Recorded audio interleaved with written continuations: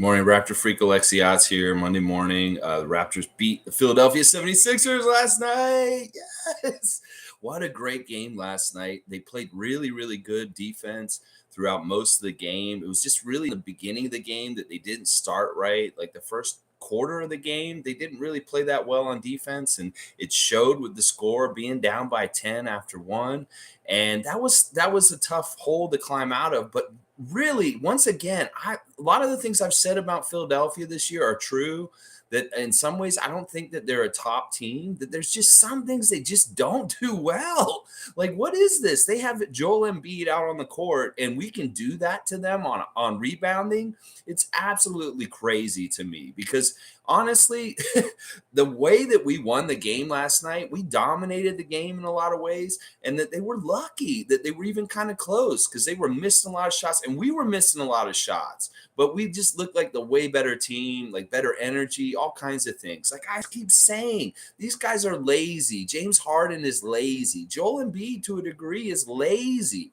And our guys are all about energy, all about hustle, and all about playing with each other. And that will win us games just by itself in that way. Defense and rebounding and team play will beat many teams in this league.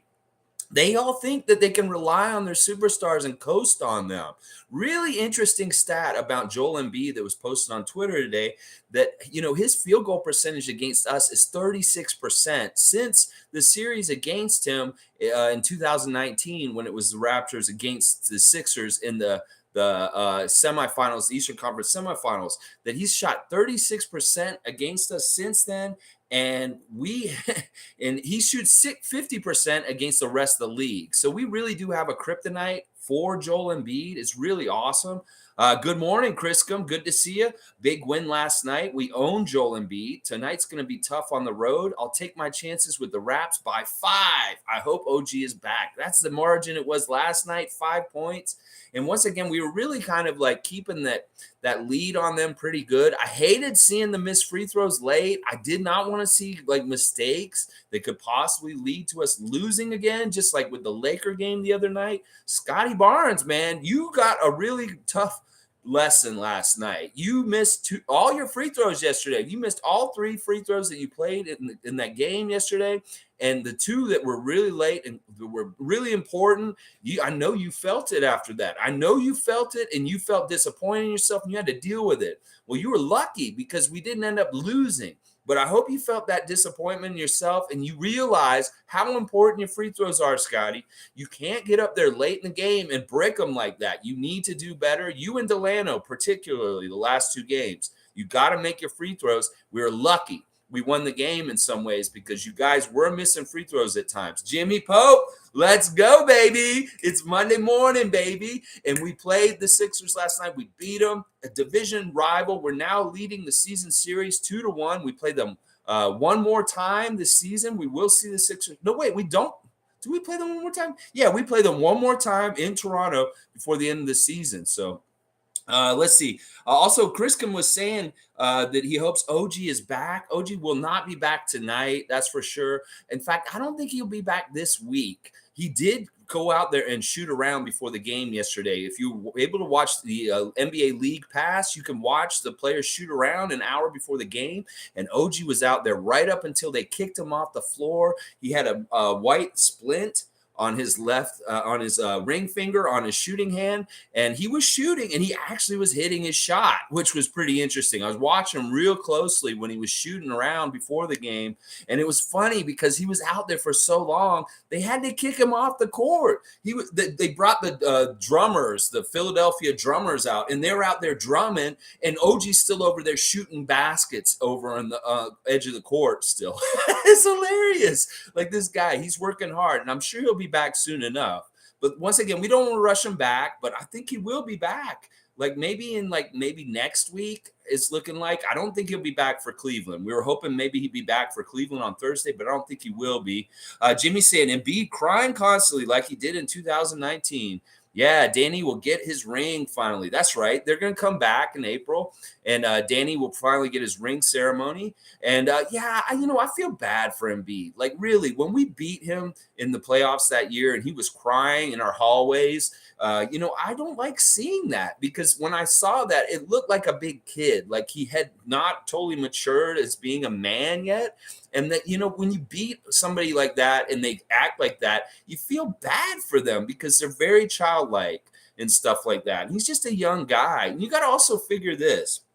Joel Embiid gets a lot of grief, much like Pascal Siakam. He's from Cameroon, and he's a kid that just came here. He's a nice guy, so I don't have any anger towards him. In fact, I like him. I want him to do well, not against us, but I have no animosity towards Joel Embiid. I feel bad for him more than anything, just because that was really public, his crying and stuff like that, and he'll never live that down. It's always going to be there and around him in his whole entire career, which is too bad in a way.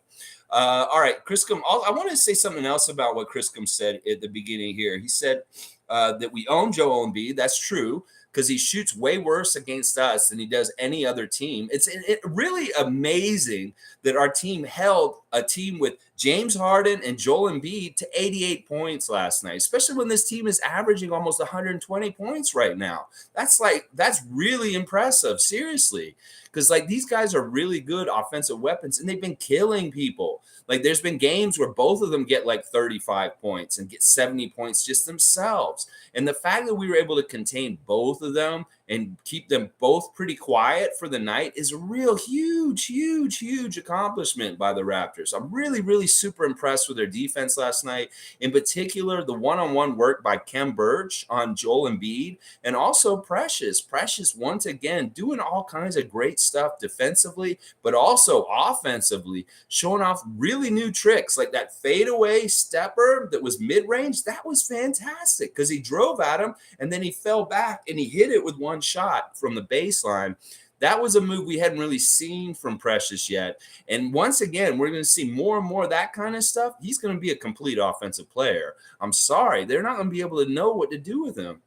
But once again, both our young guys are important to our core. Precious and Scotty both had key mistakes late in the game that could have really hurt us. But unfortunately, they didn't matter ultimately in the end with everything.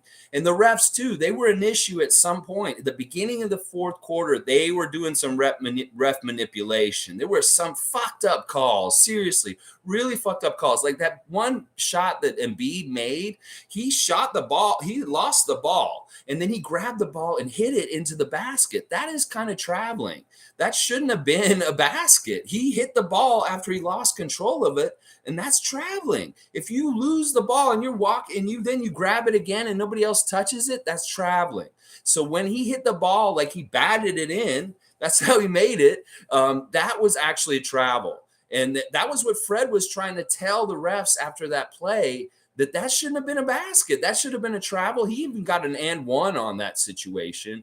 Very interesting stuff with that. And then the stuff with the challenge that Philadelphia did, where they challenged that foul on Gary with Harden. And what happened, the problem with what happened there is because of the challenge, it doesn't allow for continuation of play. If there's no foul, then we should be able to rebound the ball and put it back.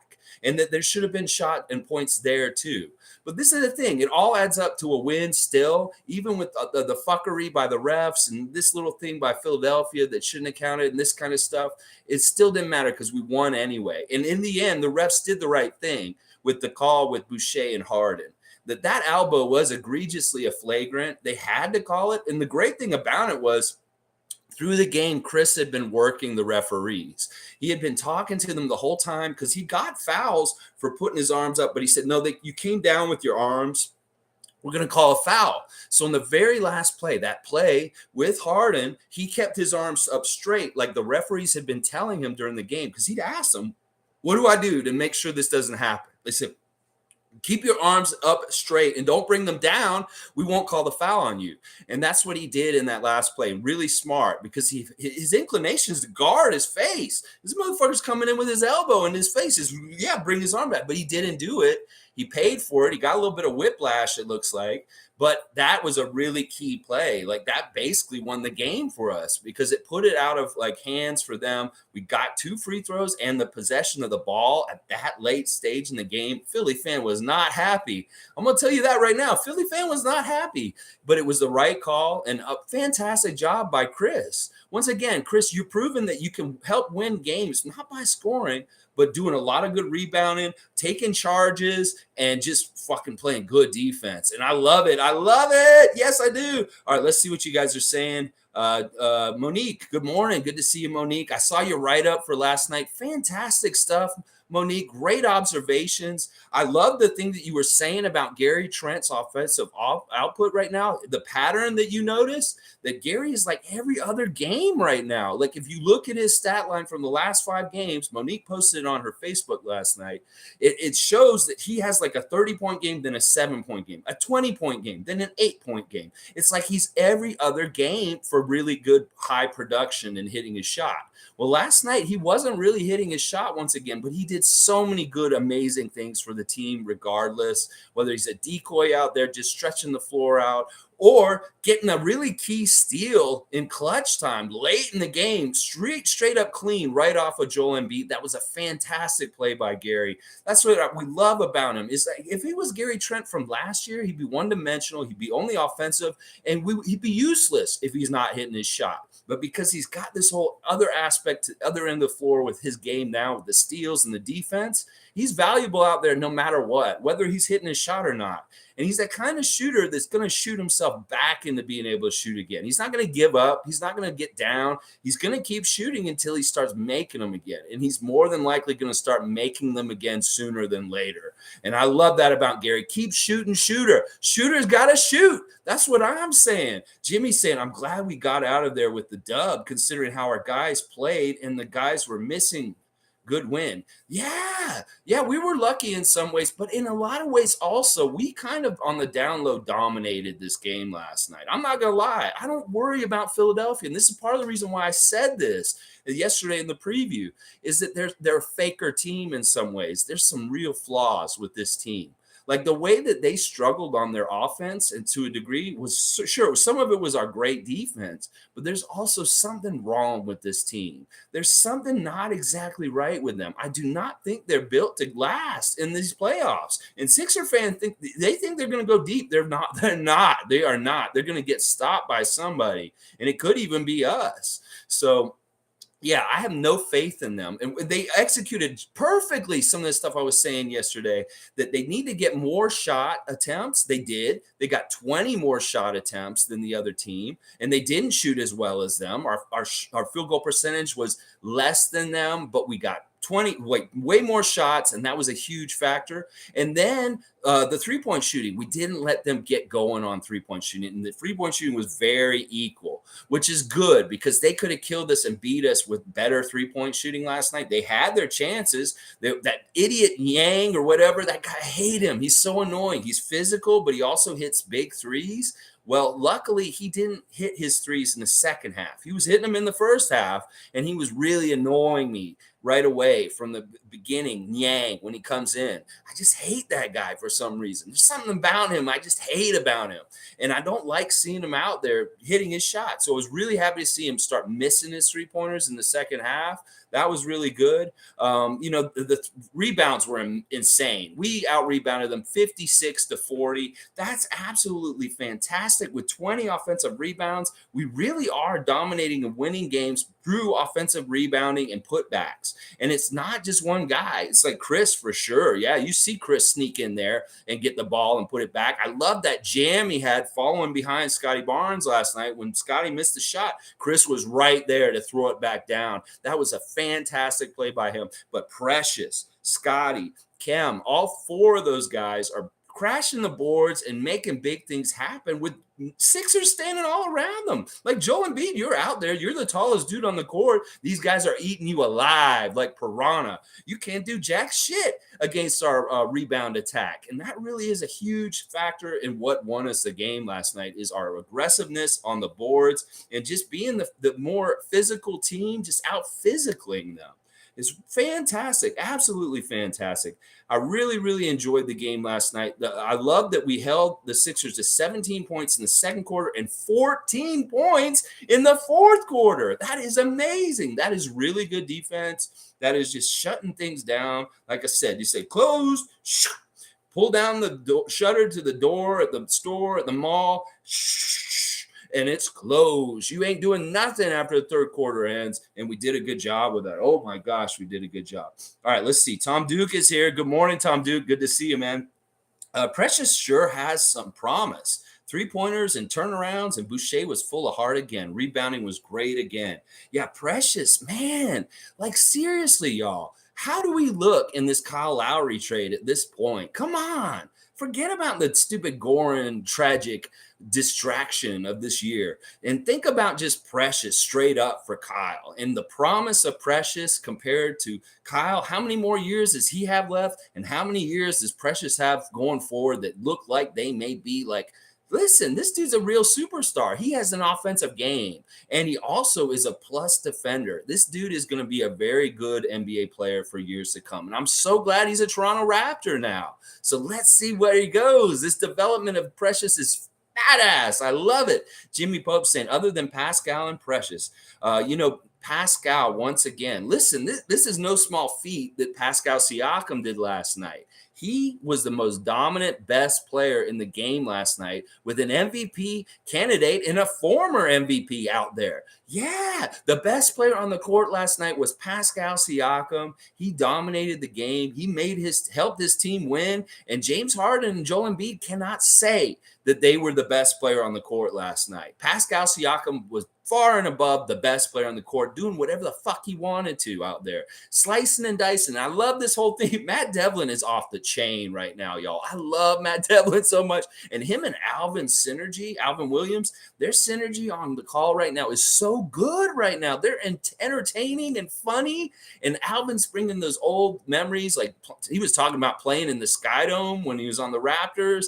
And then he's like, there was that one moment where, Matt got so crazy in the middle of the game. He hit the table. And I was like, oh, I heard that you hit the table. The rapport between them is getting more loose and it's getting more fun. And it's getting similar to Matt and Jack, which is great because they're having fun. And the fun is what's fun about hearing them is the fun in their voices and the fun stuff. But Matt Devlin's whole thing last night about Pascal Siakam being a washing machine was so on point. Like that's the super spin, or like he's like that's the fast cycle. Every time Pascal did a spin move in the lane, he'd call out like a cycle on your washing machine. Like, oh, that's the fast dry or something like that. He was like, what the fuck, man? It's hilarious. Keep going, Matt Devlin and Alvin Williams. And I don't know why they put y'all way the fuck up there. I mean, that's where the announcers are in their building in Philadelphia, but they're like way up in like the gondola or something. I don't know what's going on with that. It's so good. Oh, man. Tom Duke's going to talk about Armoni Brooks, and this is a good subject to talk about. What's going to happen with him? He looked great nailing those threes.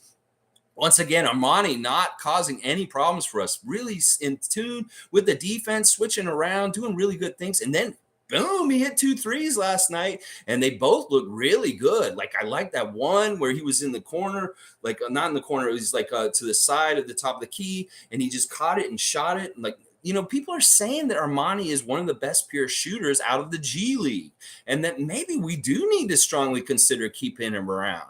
That we've seen with Malachi and Fred out, we need at least maybe a third little guy, point guard kind of guy around.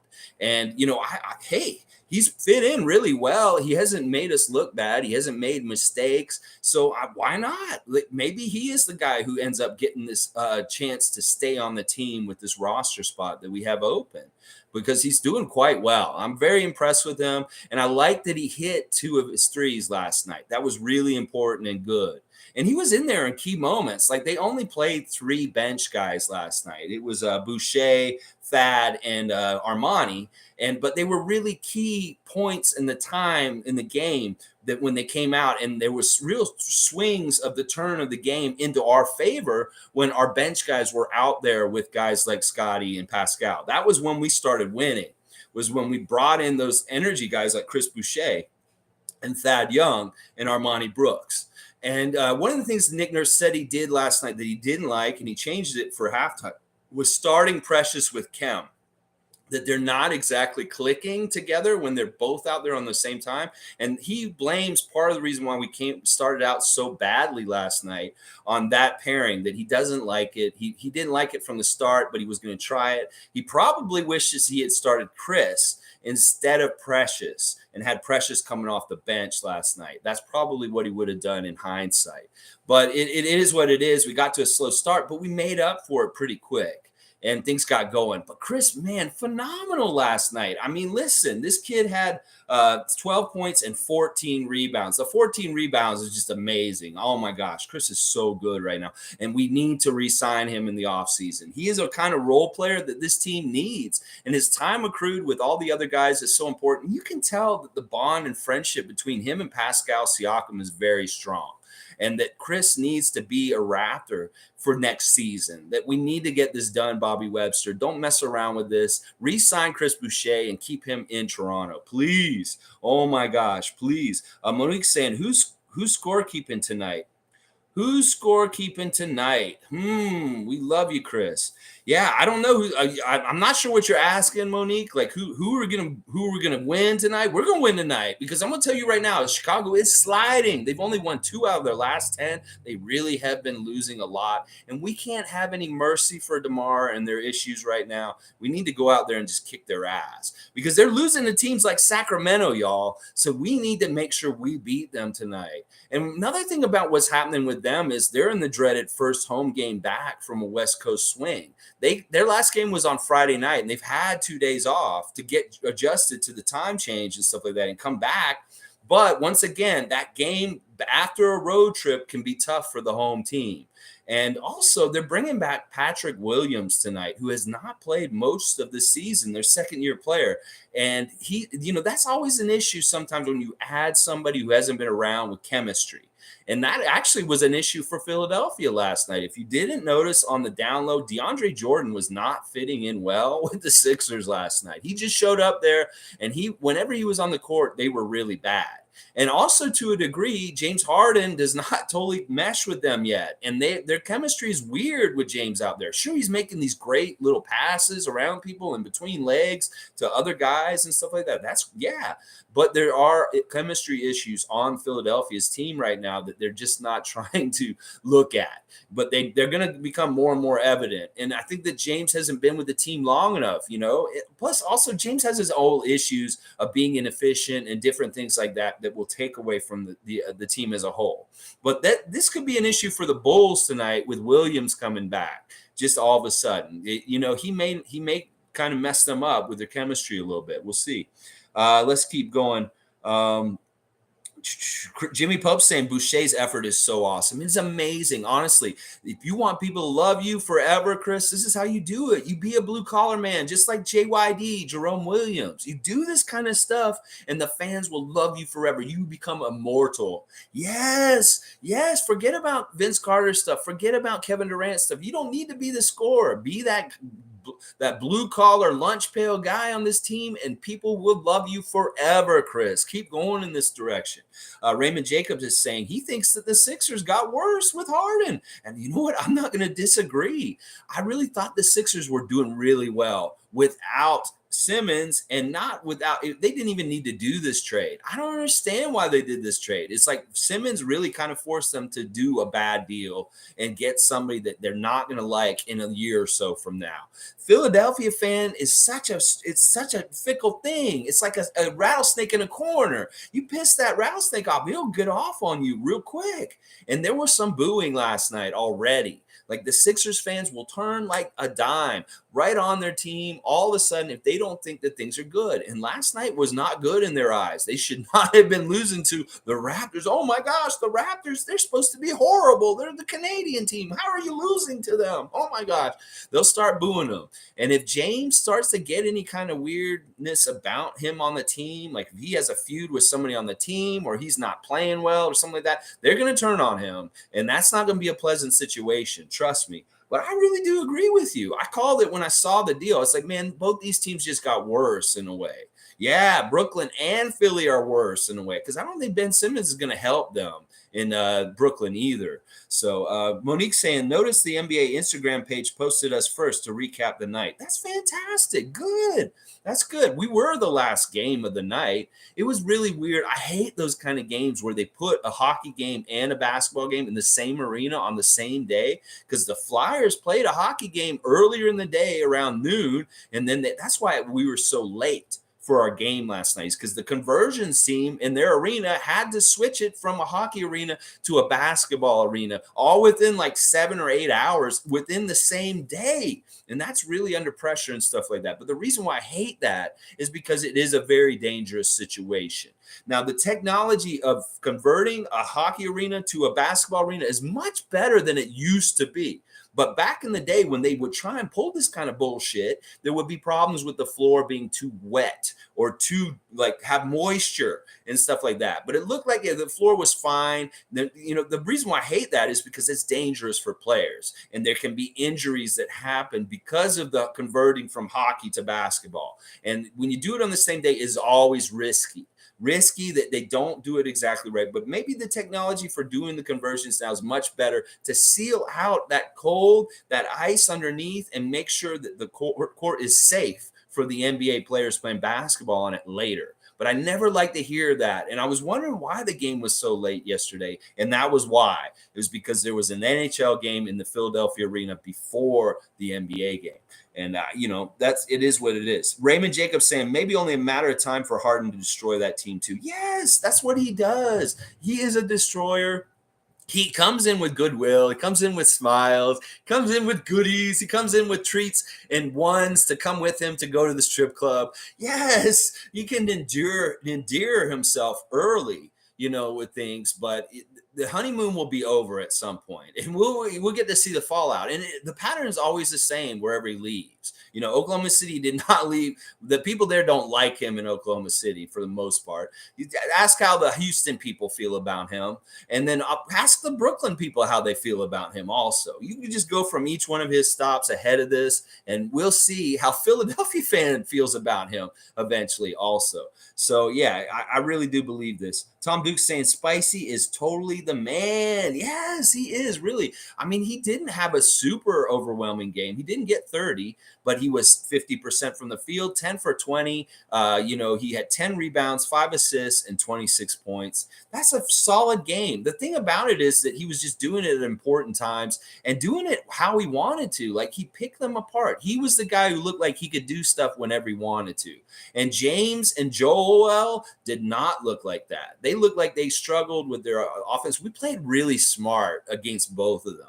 Like, they had really good strategies for both of them. With Joel, it was really staying between him and the basket, keep him as far away as possible. We saw that he took some outside shots. He missed them all. And then when he's close to the basket, when we're between him and the basket, we keep our arms up and just agitate him. You try not to foul him, but you really just try and get in his way.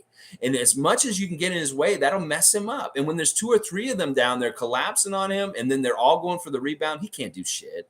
He's ineffective down in the low post. And other teams, he kills them. He kills other teams. He's been destroying other teams. He's been getting 40-point games and doing all this stuff. He can't do jack shit against the Raptors. Our length and so many different guys all around him swarming. He can't do shit.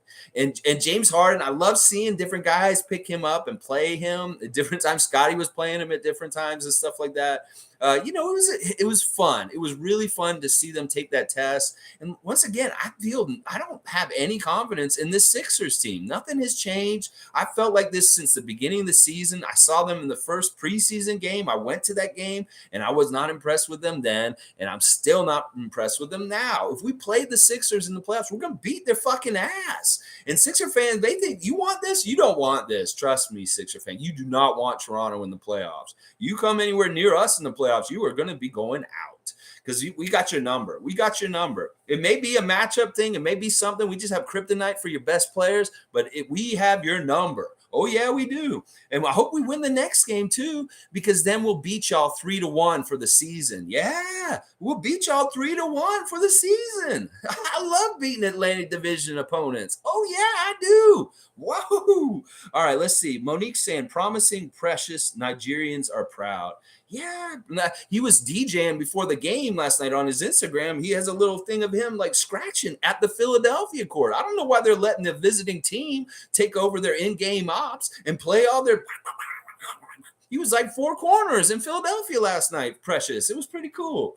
But like Philadelphia is really weird arena. They have so many in-game op games. Like every single break was like bringing a contestant in and having them testing in some sort of test, half court shot. You do this. You got to watch the subway cars go around and pick which one. The 3-card Monty. You know, they have just so many games in their arena all the time and stuff like that. You know, it's just a fun atmosphere. And the crowd there, they are assholes. Yeah, they are. Oh my gosh, they're assholes. You can tell, but just by watching the game. Raymond Jacobson, I don't know. Sorry, Alex. I disagree. Alvin is just so bland.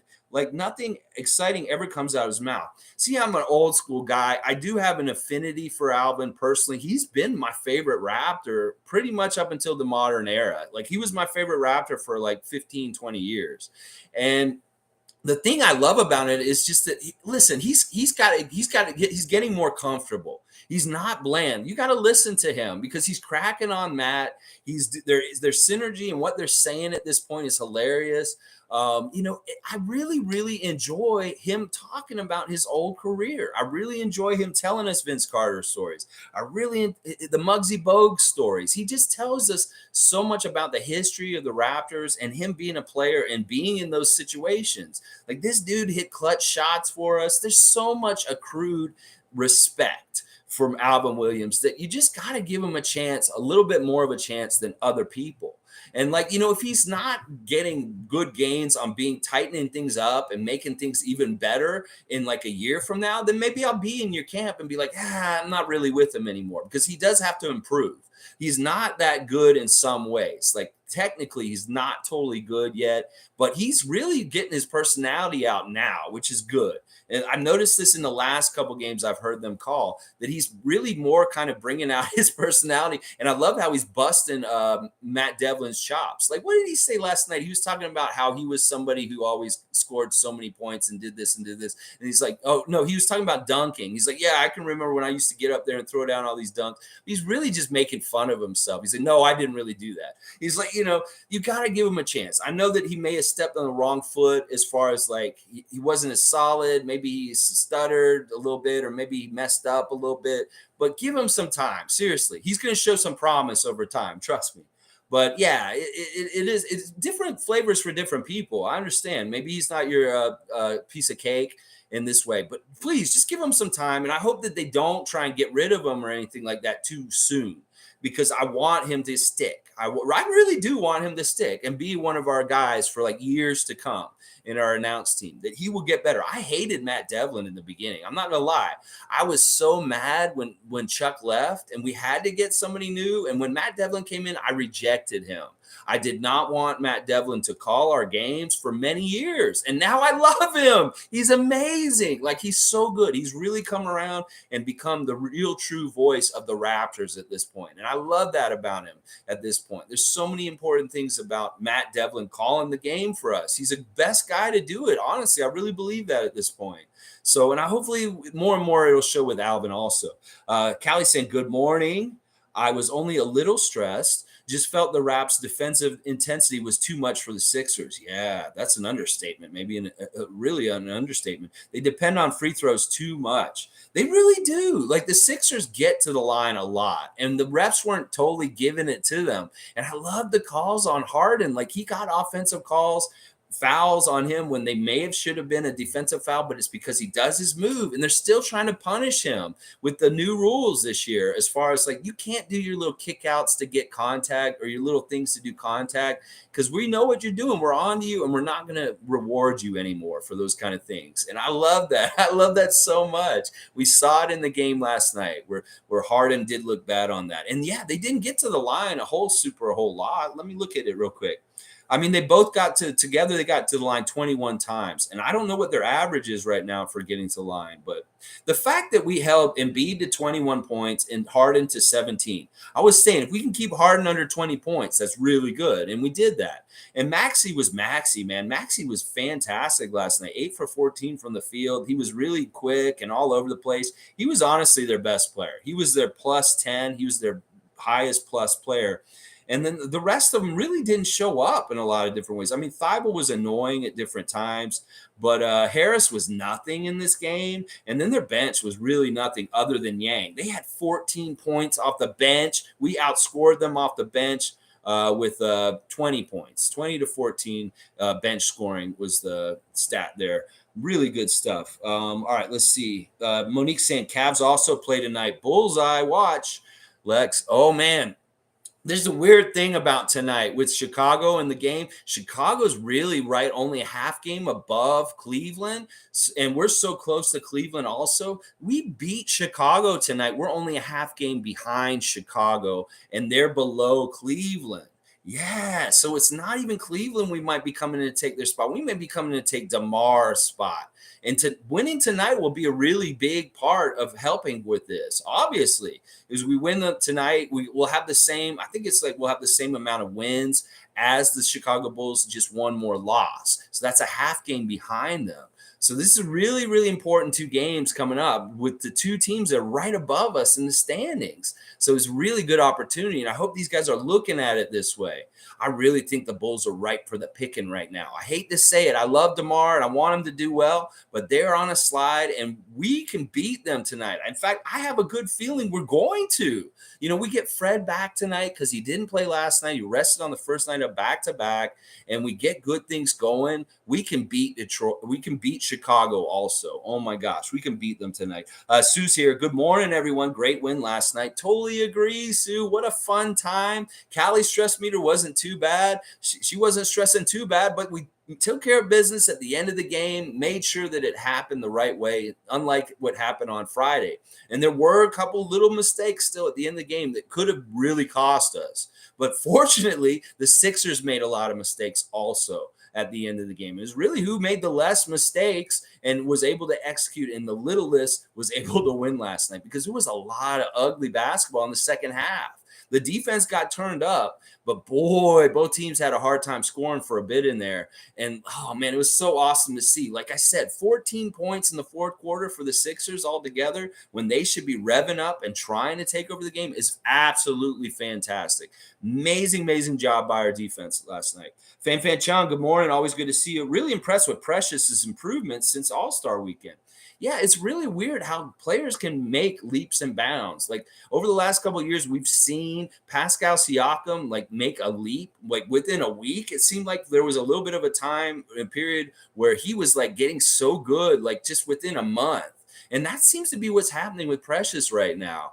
And it's fantastic that our team allows the freedom for him to go out there and try this stuff and succeed. And he is succeeding right now. Like he shot really good last night. Like he was 9 for 15 from the field with 2 made threes and 9 rebounds, 21 points. That's one of his higher scoring games as a player in the NBA. So Precious, the trend is going and it keeps going. And listen, these guys are going to get some playoff experience. Who knows what is going to happen with this playoff stuff? These dudes are badasses. The fact that we're winning close games against veteran established playoff teams is really, really good because these games are such gold for experience for these young guys. They're getting thrown in the fire right away. They could be like Orlando and playing in meaningless games or horrible games that aren't going to matter or anything, but they're on team that matters, that is a playoff team and is going to play meaningful games at the end of the year. So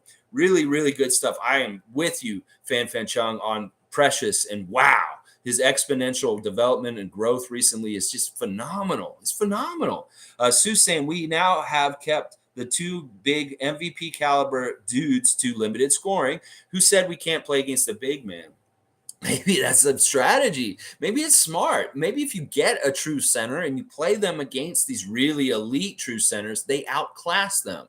And you just like, whoa, our guys are just no good. Instead, you get a bunch of guys that are all tall and lengthy, and you just agitate these big guys. You do really well. And I think that that is part of the strategy with the way we've been building this team on the down low for a couple of years, ever since Mark and Serge left. And I was like, we don't have a fucking center. What are we going to do this season? Then we go and pick up a Band-Aid called Alex Len and Aaron Baines, but it doesn't work out. And then I'm like, what are we doing? We don't have a center. We're not playing with a center. And then last year in the offseason, we didn't really get a center. We just had Kem still. And I was like, man, we're really not playing with the center. And a lot of people think that's a weakness, but maybe it's a really calculated structural decision by the team creators, Masai Ujiri and Bobby Webster, that they see this kind of way of playing as being lighter and more effective. That these big guys actually really hurt other teams. They have to go sit. Like what they were talking about in the press conference after the game was Precious making them pay for having the big guy guard him. And that's part of the reason why he's blowing up right now, is that when the 5 guards Precious, he's doing stuff like Chris Boucher did the 5s last year. Well, in the Tampa year, we had a real advantage with quickness when the 5 tries to guard our 5 and it's Chris Boucher or Precious Achua. They can absolutely kill them, and that's what we're doing. And what it makes the other team have to do is they have to really consider sitting Embiid or Jokic, that they can't even have them out there because there's such a detriment to them on the other end, that we're just scoring on them like crazy. And it's a speed thing. It's like, how quick are they? If we have a quicker little guy that can go right around him and just score like he wants to, then they're useless on the court in some ways, and they have to be taken out. And that's part of the evolution of the game, getting faster. And the old plodding 7-footer is kind of a dinosaur. And we saw that a few years ago, and everybody's saying, oh, the big man's back. Well, is it? Is the big man really back? Because we're showing that it can be a real weakness to teams. And that's what I'm saying. That's why I don't believe in the Sixers also, is because their best player is the big guy. And in some ways, that NBA is dead. You can't have a big guy be your best guy because they can be neutralized in the NBA today with the way the athleticism of the taller players now. Oh my gosh. Yeah, they could be neutralized. But yeah, that's a great point, Sue, that we're having really good success against teams like Denver and Philadelphia. And those were the 2 teams that were kind of boogeymen for us, that were, oh, we got to watch out when we have to go play Jokic. We got to go play Embiid. Oh, very scary, Count Floyd. Ooh, but no, they're not scary. We got their number. Monique saying that third quarter was so off. Oh my gosh. That third quarter was hard to deal with because honestly, like the Raptors just were having such a hard time scoring. But the amazing thing is they were still in the game. Like if you only scored 12 points in the third quarter, you'd think you're getting blown out in that quarter. But the other team only scored 20, and the game was very within reach at the end of the third quarter, which was fantastic. It was really kind of an East Coast style game last night. It looked like it was going to be high scoring the way it started. I mean, Philadelphia came out, they got almost 40 points in the first quarter, but that was that. After that, we turned the water off. And what you add up their point total for the last 3 quarters, that's 51 points we allowed in 3 quarters of basketball after that. 51 points, that's fantastic. So it really turned into an East Coast, Eastern Conference kind of defensive, low-scoring battle, like a classic kind of those battles in the second half, which was fantastic for us because we really excelled in that kind of play. Sue saying, shout out to Chris. He was tough out there. It just jumped. He was tough out there and literally took one for the team. He literally did take one for the team. In fact, I really hope he doesn't have any whiplash. I hope that they can check him for concussion and all this kind of stuff. I don't want him to miss the game tonight because of it. And he was saying after the game he was hurting, that his neck. It's not his mouth. His mouth's fine. His neck, the way it snapped back, you saw it in the replay. The way it snapped back, it looked really bad. And I was really worried about him after that. And thank goodness he seemed all right after the game. I'm sure they'll do some tests on him, but it could be a scratch tonight, unfortunately, just because of that hard flagrant foul he took from James Harden late in the game last night. All right, let's see what else. Okay, Raymond Jacobs saying, yeah, but didn't Alvin also admit he didn't know what a clear path foul was? Yeah, he did admit that. Part of it is that Alvin didn't play in an era where there was a clear path foul. And yeah, maybe he should know that as an analyst. We were talking about the other day, all the NBA TNT guys should know all the players in the league's names. Maybe Alvin should do his homework and know this. But yeah, I get what you're saying. And that surprised me also that he would admit that and say that on the court. But maybe that's just his honesty. It's like, yeah, I just never. Maybe he knew what it was, but he didn't fully understand the rules. And what Matt Devlin's doing these days is he really knows his shit right now. Like the way he talks about the challenges and how they're going down and what they can do and they can't do. He's really looked at what's allowed in the NBA refereeing. So he could tell Alvin exactly how a clear path foul works exactly and make him understand. I think it was more in the specifics of it, not the generalness of it. It's just like, you know, clear path foul is kind of confusing. It's about where the players are on the court when the foul happens. And if there's any defensive players back enough to actually make it not be a clear path foul. And that can be confusing, but I understand what you're saying. That does make sense. Yeah, Alvin, you should know. It's your job. You should know the rules and stuff like that. But then again, there's so many new rules in the NBA with the challenges and the different stuff like that. Sometimes it's hard to keep up.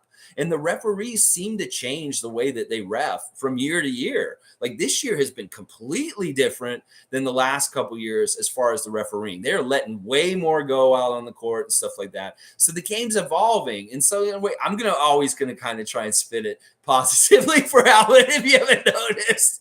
But yeah, that was kind of to me, I was like, what? You don't know what a clear path foul? I thought the same thing too at that time. I was like, wait, don't say that. Don't admit it, Alvin. First of all, just, you know, it was a learning moment for everyone, and Alvin included. Monique saying, hope we frustrate DeMar DeRozan tonight like we did in Toronto. Man, yes, we love seeing DeMar. This is going to be fun. Fred back at home in Chicago, seeing his home crowd, people there. You know, just there's all kinds of fun stuff about this game tonight. And I feel really good about this game. I think we do really well on back-to-backs. Some reason we play really well in them, and especially we win the first one, the next one, and they're on the road. That's another thing. Like, what is this with this road games? We're 6-0, six win streak right now on the road, but we can't fucking win at home against Orlando or the Lakers and stuff like that. What is this? It's so weird. It's almost like Tampa did ruin us for home court advantage, that we are much more happy and comfortable playing on the road than we are in Toronto. And it's really weird because we don't have many road games left. I think we have like 2 or 3 road games left for this whole last stretch, and then everything else is at home. So the Raptors really need to concentrate and get that good things going, good vibes in the building going. We need to get some winning going in the building so that we feel good for when we're in the playoffs in the building. Because, yeah, this is really a bad trend that we're such a good road team, but our home stuff is a little right now. I don't like it. It's really weird. Let's keep going. G said, Sixers fans really saying that wasn't an offensive foul. Of course they're going to say that. They're going to say that, but listen, it doesn't matter. If it wasn't an offensive foul, if it was borderline not an offensive foul, they wouldn't have called jack shit. It's the regular old thing in the last 2 minutes of game. They don't like blowing the whistle or letting the whistle or foul shots decide the game.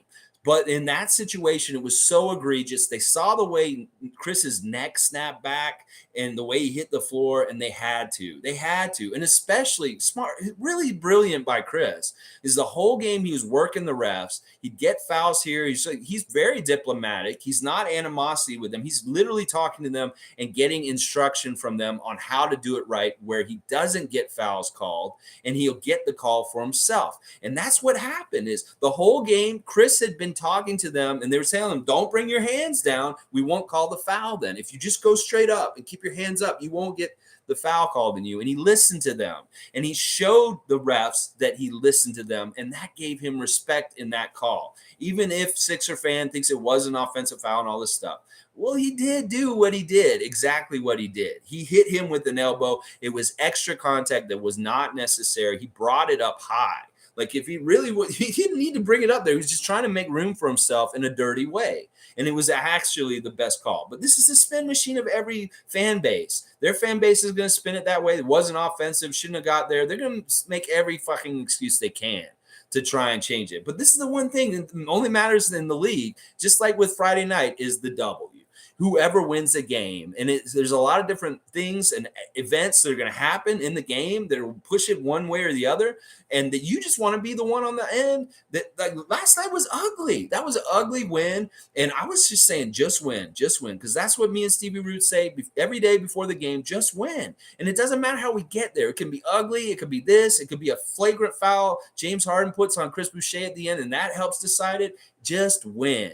And that's all that matters. Is like the refs can be shitty to us. We can have all these problems in the world, but if we win by 1 point at the end of the game, I don't give a fuck. We got the W. And they're going to make up excuses. Obviously, they're going to. Like, they're going to want to spin it the way they can, for sure. Oh, just real quick, guys, because we have 2 days off coming up.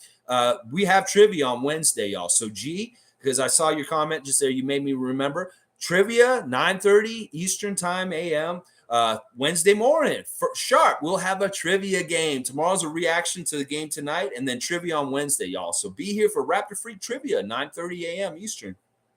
Callie's saying, I sort of understand a clear path foul. Can you explain exactly where it is? Okay, I kind of explained it just now, but a little bit. It's basically they want to stop the defensive players from stopping fast break opportunities. So if there's no, it's kind of like in hockey. I don't know if you know hockey, Callie, but you know, offsides and things like that with the lines, like the puck has to come across a certain time before certain offensive players can come across. Well, in reverse of that, with the defensive players, they cannot foul an offensive player that's on the break going towards the basket when there's no other defensive players between that player and the basket. So it means basically, if you're going to foul somebody at half court, you better have somebody ahead of you on your team. Because if you don't, then it's a clear path foul, which is meaning you're robbing an offensive team from the ability to try and get a fast break opportunity. And it's a new coaching strategy that's been happening a lot this year. And it's absolutely awful for the game. Honestly, it takes away a lot of the excitement that's in the game. So what they're trying to do is penalize teams by giving them clear path fouls, which is basically a foul shot. Like they get, and then they get the ball back. It's kind of like a flagrant. So it's really where the defensive players are when they commit the foul. And whether if they're the one that's right there and the player's kind of ahead of them, then that's a clear path foul if there's nobody ahead of them. But if they have a teammate that's already ahead kind of guarding the basket, then it is not a clear path foul. It's just a foul. So that's kind of the delineation. I hope that was clear. I can get more. If you have any more specific questions about it, just write them in. I'll answer them. But yeah, I hope that kind of makes it clear. It's really there's a defender ahead to try and stop it. If there isn't, then it's a clear path. So Chris comes saying Bulls play the Bucks tomorrow. Have fun with that, Chi-Town. Let's go Raps.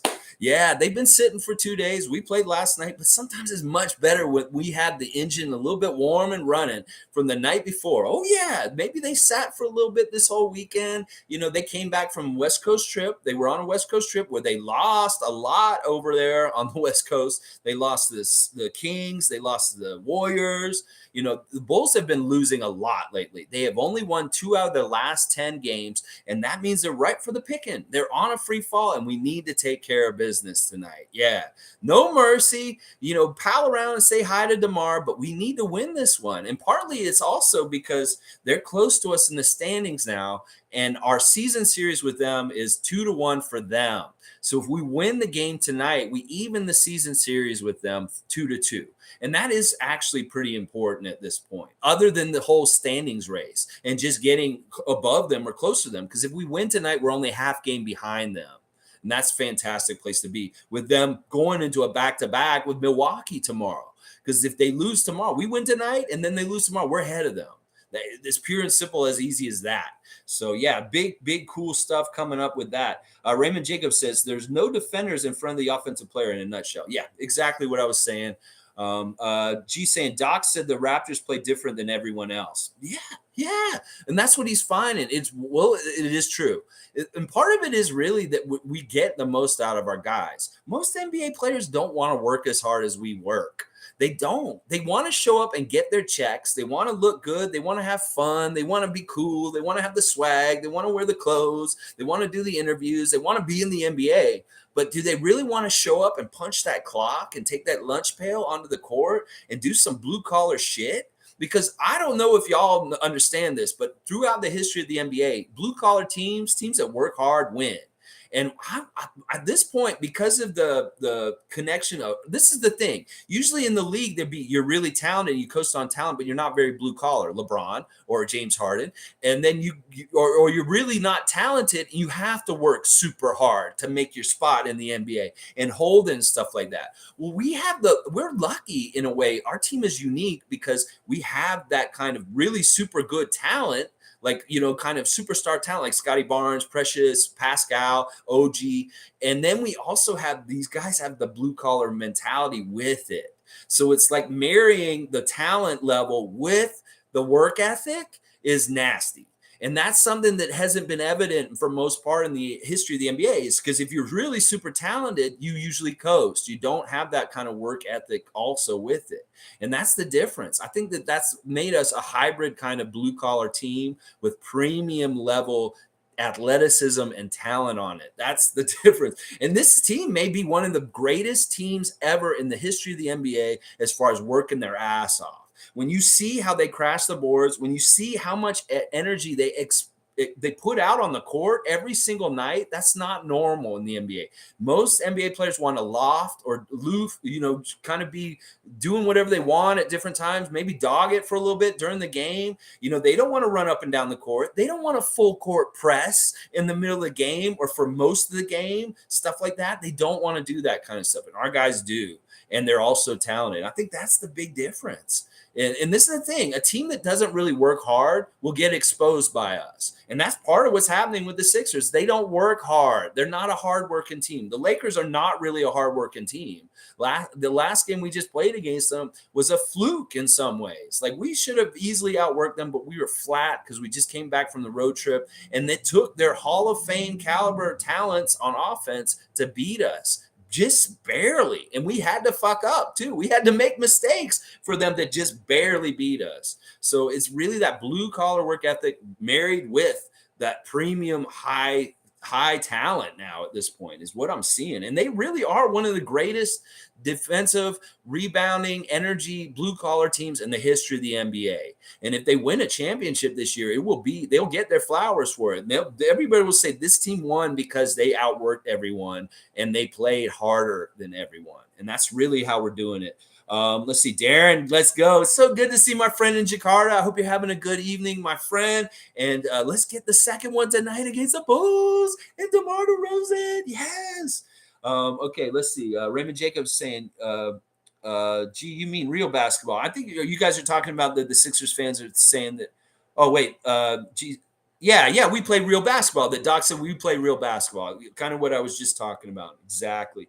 Monique saying OG return will be huge if he comes back versus Cavs. Also, just imagine how Miami feels about Precious now. Every thought about that one.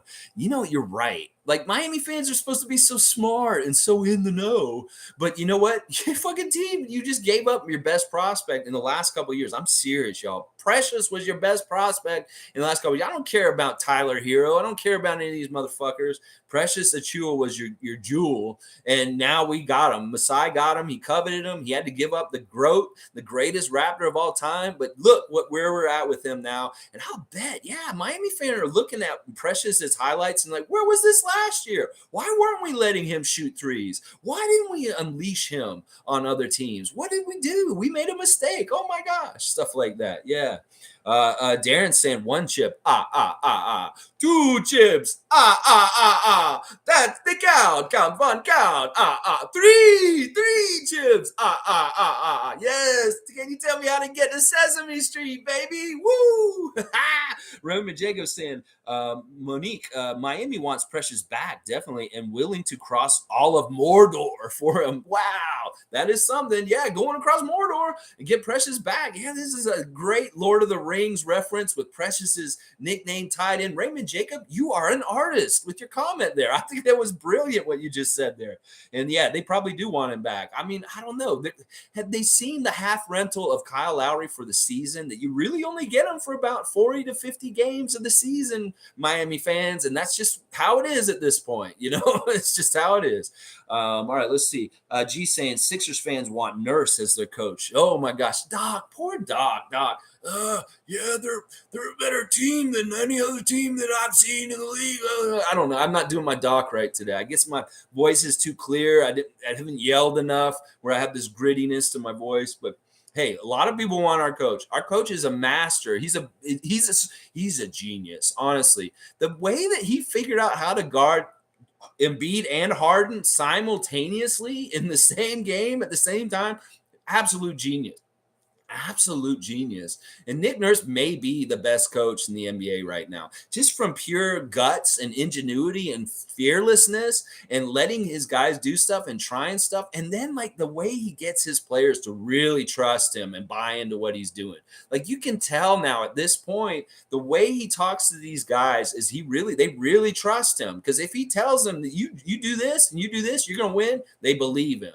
And they go out there and execute. That's part of the reason why we're such a good team at executing is they trust the coach and his game plan. And they're going out there and doing it, and it's working. It's working. And it really is the game plan on how they decide they want to play Embiid, how does they decide they want to play Harden, what they'll allow, what they won't allow, and just being smart. And that's what you see. Is like the thing they did with Embiid last night that was so brilliant is they weren't fouling him, first of all, because that is a big way that he makes his points is at the foul line. They were getting enough close to him just to agitate him enough that he'd take the shot and it would be a lower percentage shot because we agitated him. And then we were right there to get the rebound. And that is such a huge way to neutralize him is don't let him have anything good going and get anything good going right. And that was really good thing that we did last night. We stymied them and we didn't let them get those good vibes like we did the Lakers on Friday night. They didn't get any of them good vibes, and they didn't get rolling, and that was really important. Monique saying, Miami wants him back. Yeah, I believe that. They probably do. But, you wanted Kyle Lowry. You should watch out for what you want for. You wanted Kyle Lowry for so long, sometimes you don't know what the price is. And the price was pretty steep, and you didn't even realize it at the time. You thought you were so happy, all this stuff. You lost your beloved Goran and your best rookie from last year. I'm sorry. That is what it is. It's just you didn't have foresight. You did it for the short term and not for the long term. And that really was what it was, Miami Heat fan.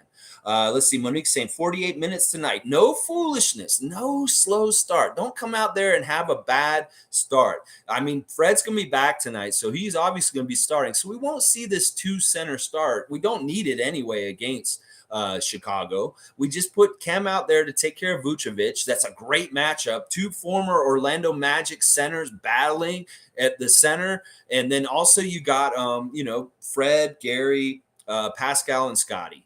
Basically, that's your starting lineup. And, then you get Precious coming off the bench tonight, probably.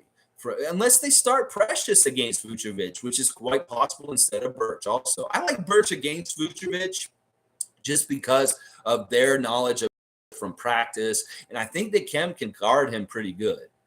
I also like that Kem made a shot and he did a little bit more out there in different ways. He really was playing good defense on Joel Embiid. There's a lot of things that Kem does in the game that won't show up on the box score that is super, super important and helpful for us. If we're not going to have a center, we do need at least Kem Birch because at least he's physical enough and big enough to agitate and cause problems straight up. And if he has to play a guy like Embiid one-on-one straight up, he can to a degree for a little while and not get totally exposed, which is good.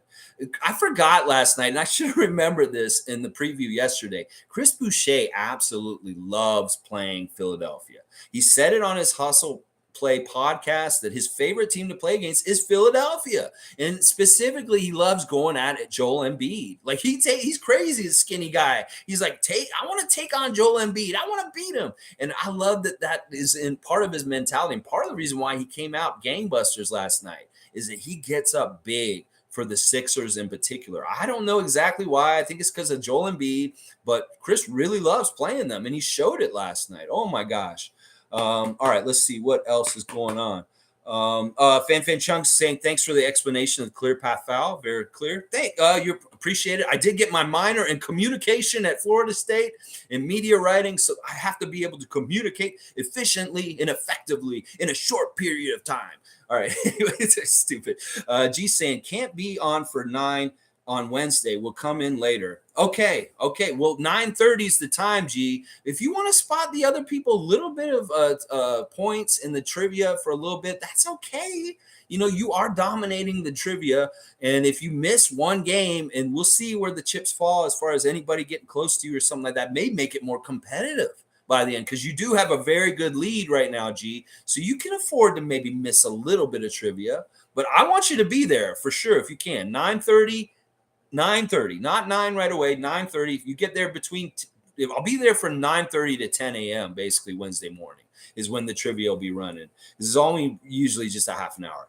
Monique's saying Open Gym just released the recent road trip episode. Pretty sweet. Wasn't that a fun episode, Monique? It's really cool to me. The best parts of those episodes when we're on win streaks are the fun and the celebrations behind the scenes in the locker room afterwards. It's so fun to see the guys cheering each other. Nick Nurse coming in and saying, "Raps on 3." And then just the celebration behind the scenes with the team and the good vibes and stuff like that. Once again, this is really funny. I noticed this with the Phoenix game last week and then last night. These teams are coming out. They have a swagger, these opponents that we're playing, the Suns and the Sixers, and they're just playing and they're like goofing around before the game. Like in the shoot around for the Sixers, they did some weird shit where they all got to the side and they cleared the way and they were doing periscopes with their eyes. Like they're being real goofy, feeling real good about themselves. They're doing these periscopes like Tobias Harris and James Harden, and they put it on like Embiid, and then they clear out the way. Embiid tries to do a between the legs windmill slam like Vince Carter does. Yeah, in the pregame warm-up. Like they're just fucking around.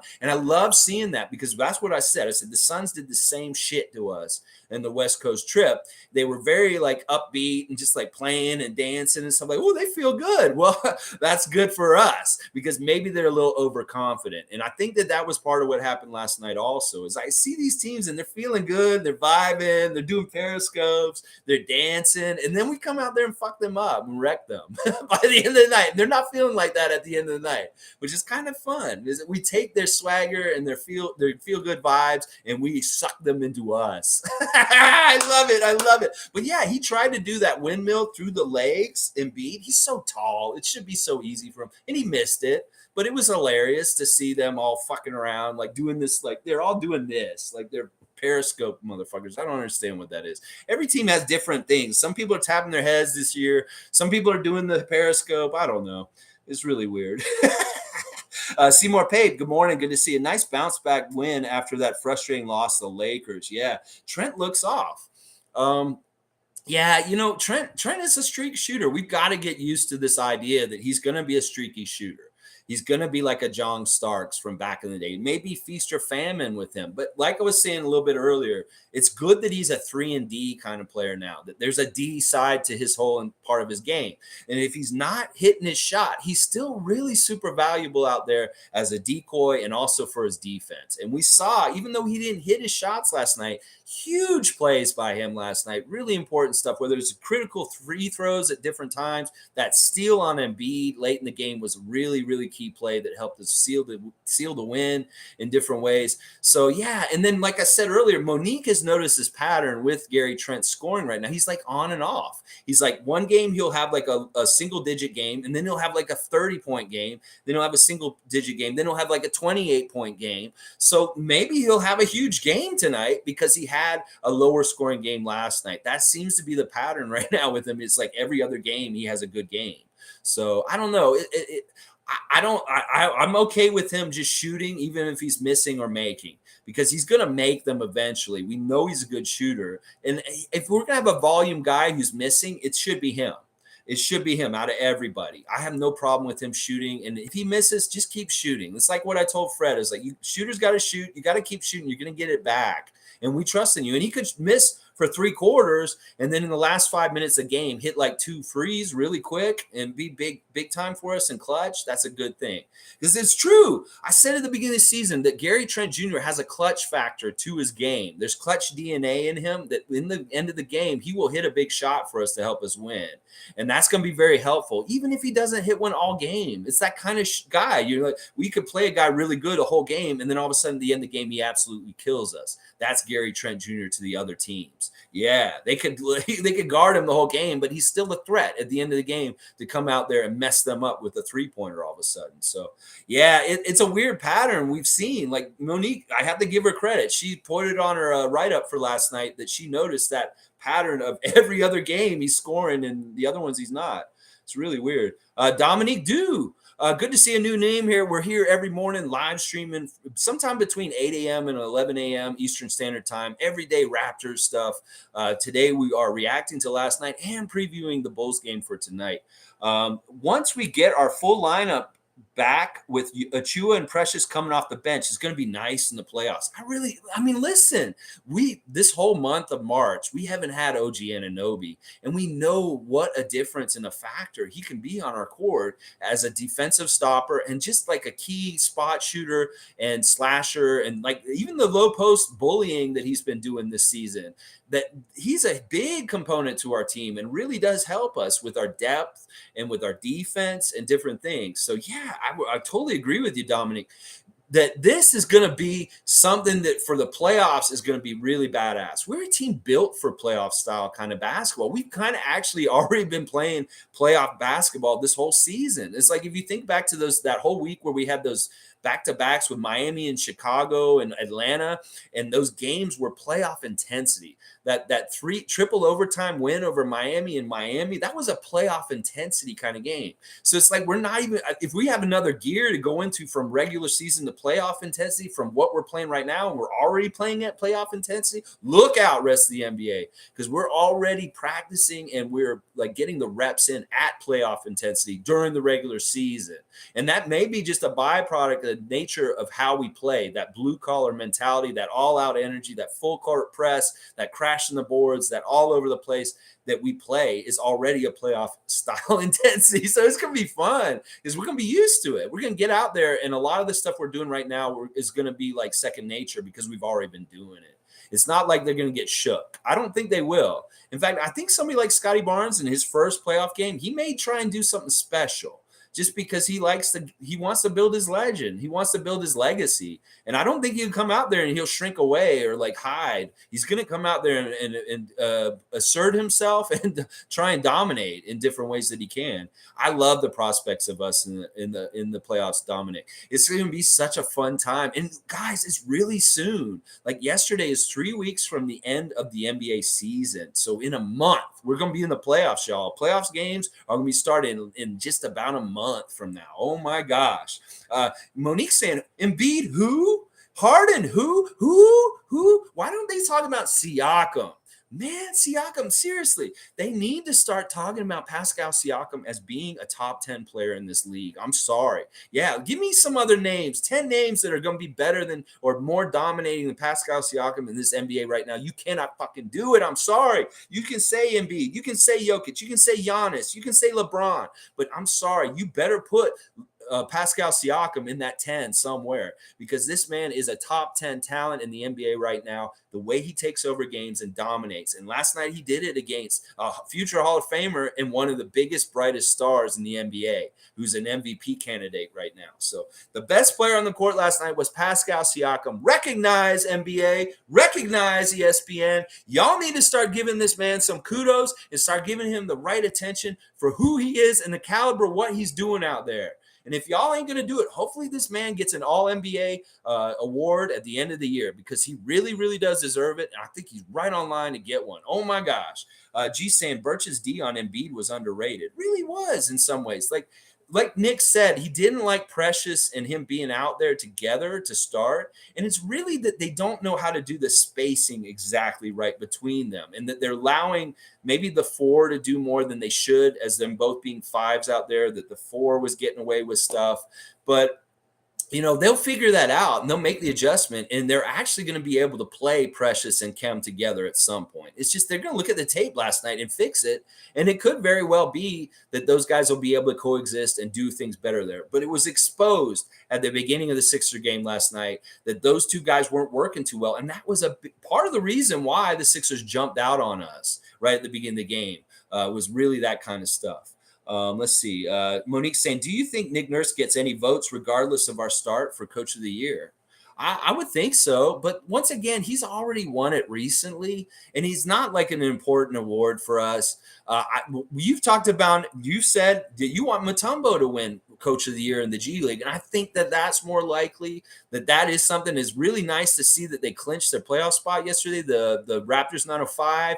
That we are the first team in the G League to clinch a playoff spot. We are number one in the East, and we are set up to mess them up and win a G League championship. So y'all pay attention to Raptors 905. We have a good chance to win the championship again this year, and we need to put some eyes on them and give them some respect because they're a lot of fun to watch. Seriously, go check out the 905 games near the end of the season and then in the playoffs for sure because it's coming up. But yeah, I don't think the thing with Nick Nurse, with the coach, even if he's the best coach in the league, the smartest coach, the most ingenious coach, the coach that has the most balls, the coach that's doing all this crazy stuff and just a genius, honestly, he doesn't care if he gets it. He got a Coach of the Year already in his career. He'll probably get another one somewhere down the road, but it may not be this year. It could be that they'll go and give it to some other people that really deserve it also, because there are a lot of good candidates for Coach of the Year this year, because this year there's been a lot of teams that have kind of overachieved past where they were supposed to this year and stuff like that. I don't know off the top of my head who I would pick as Coach of the Year. Of course, I would pick Nick Nurse if I got the vote, but I don't know if it's realistic just because he's won it recently. And it's not totally necessary or something that they need to give to Toronto, so they won't. So anyway, Jimmy Pope saying all business. That's what they called that open gym episode, business trip. It's all business. This is not pleasure. This is not fun. We are here to work you. And if you're not going to work with us, we're going to beat you. We're going to stomp you to the ground. Whether we like out rebound you by 20, get 20 plus offensive rebounds and just absolutely kill you there. That was really the huge stat. Is the offensive rebounds, the putbacks, how much we were able to hit the boards, crash, tip it back out. Kem, Chris putting it back up, Scotty, saying all these guys just hitting the boards and getting so many more opportunities for shots for the Raptors. And that really is what beat them. We don't have to shoot really well as long as we get way more shots than the other team. And that's how we do it. Marlon Toby saying, I hope Chris is okay after that James Harden elbow to the mouth. We need him, glue hands to get those rebounds, and, of course, his hustle plays. Yeah, Chris has been fantastic, honestly. I hope he's all right. I didn't see him on the injury list this morning. I'm sure they're going to do concussion protocol with his neck. It really wasn't his mouth is the problem. It's really more the snapping of his neck back. You saw it in the replay. It looked really bad. And the right call was made whether a Sixer fan likes it or not. And they can ref you suck all you want at the end of the game and get mad about it. But the referees made the right calls last night, and I applaud them. Good job. They didn't make some of the calls right, though, at some points. There were a couple of bad calls by them for sure. Monique is saying Kem Birch has been decent. Yeah, I think he's been decent. I wish he would score more. I still wish he would try and score more for us because we do need scoring from that low post there sometimes. Tom Duke saying Embiid was shut down by committee. Way to go, Precious, Birch, and Spicy. Yeah, you put Pascal in there. He's definitely one of the guys coming to help. Thad Young did different things last night. Once again, he's a mixed bag. Like there's some things he did really well that I really like that he did. But then there was one play in particular. I was like, that's not a veteran play. Why did you do that? That pass that he threw to Pascal with Thibault right next to him, that wasn't smart. You're as a vet, Thad, you've been in the league for 12 years. You should be able to recognize the floor when it's not safe to pass to one of your teammates. You basically caused a turnover because Thibault was right there ready to steal it from Pascal. You didn't set him up the right way. You should have held the ball or gave it to somebody else. And that was, to me, that pissed me off because like that's not a fundamentally good play by a veteran. That's like a rookie kind of mistake. You've been in the league for 12 years. Don't do shit like that. That's the stuff that worries me about Thad is that even though he's such a great vet and he's been in the league for so long, he still makes really bad fundamental mistakes. And that pass to Siakam was a really good example of what I'm saying right there. Okay. Oh my gosh. Kareem's here and he's got a burner. He's got his burner. This dude's badass. He comes in, he drops his one line and then he's out. I love this. Kareem said one word, Pascaladelphia. Pascaladelphia. Yes. Keep this going. Oh my gosh. Can we get that on the Liberty Bell? Get a Liberty Bell picture and just put Pascaladelphia over it in text. Oh, that'd be awesome. Yeah, Kareem. All right, Seymour Pape, ESPN saying it was a questionable flagrant on Harden that was clearly an offensive foul. Great game, Boucher. And yes, check mark for Kareem. Kareem gets his check as usual. Check. This guy might be the greatest. He might be the greatest scorer all time in this kind of thing, getting the one-liners in. You're going to be like Abdul-Jabbar for this, man. All right. All right. Yeah. Okay. ESPN. Yeah. We know they're tainted. We know that they're going to be, going to say one thing for the other. And, they're going to protect a superstar like James Harden. Ooh, a golden boy. And, even though this guy's a POS in so many different ways as far as things in the league and stuff like that, I don't understand how they can champion this guy at this point. But yeah, ESPN is going to be ESPN. They're going to slide us. They're going to say this. But you know what? It doesn't fucking matter because reality last night is we got the W and that they got a flagrant foul. And that was the right call. And the referees, the 2-minute report will show it even too. And it's just stupid. It's so dumb. I actually did something really interesting this weekend. I researched all of the referees in the NBA.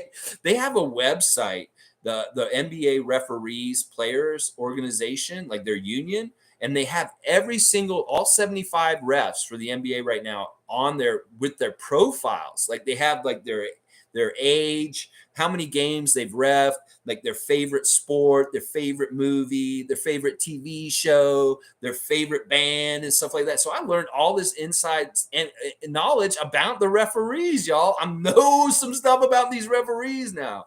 And so, like, our crew was okay last night. They were pretty ordinary, milquetoast kind of regular refs. Nobody real personalities or issue kind of guys, but really interesting stuff I've learned about the refs. And as we go by and see the different refs, I'll tell you some of the interesting things I've learned about some of the refs. Yeah, very interesting. Different careers that they had before. Who's married to who? Some of the refs are married to each other. And also, things like what their favorite bands are. Like I found out Ed Malloy's favorite band is U2, which absolutely blew my mind. I'm like, what the fuck?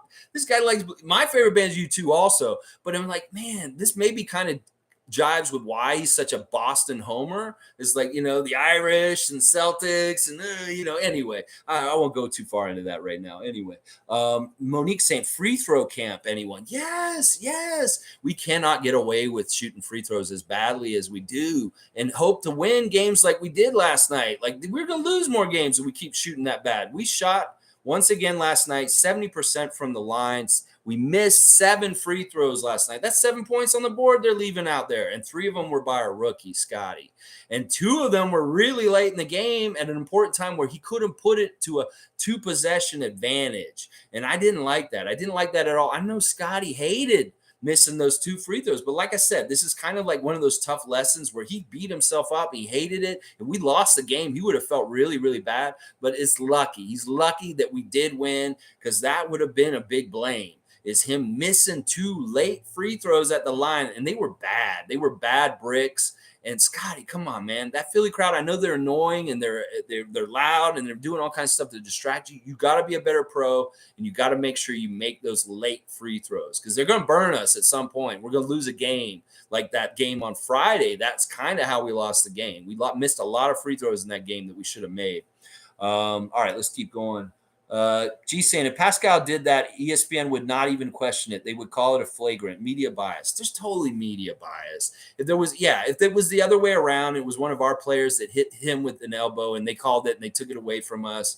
Somebody was saying that like if they had gone and reviewed that flagrant foul and said that it wasn't a foul at all and there was actually a foul on Boucher and turned around, that we would have been Arm's house. We would have been up and like, oh, no, this is fucking bullshit, and we would have been because that would have been the fucking up thing to call. But thankfully the refs got it right, even in a hostile Philadelphia crowd there. that's a little dangerous to do that. Oh my gosh.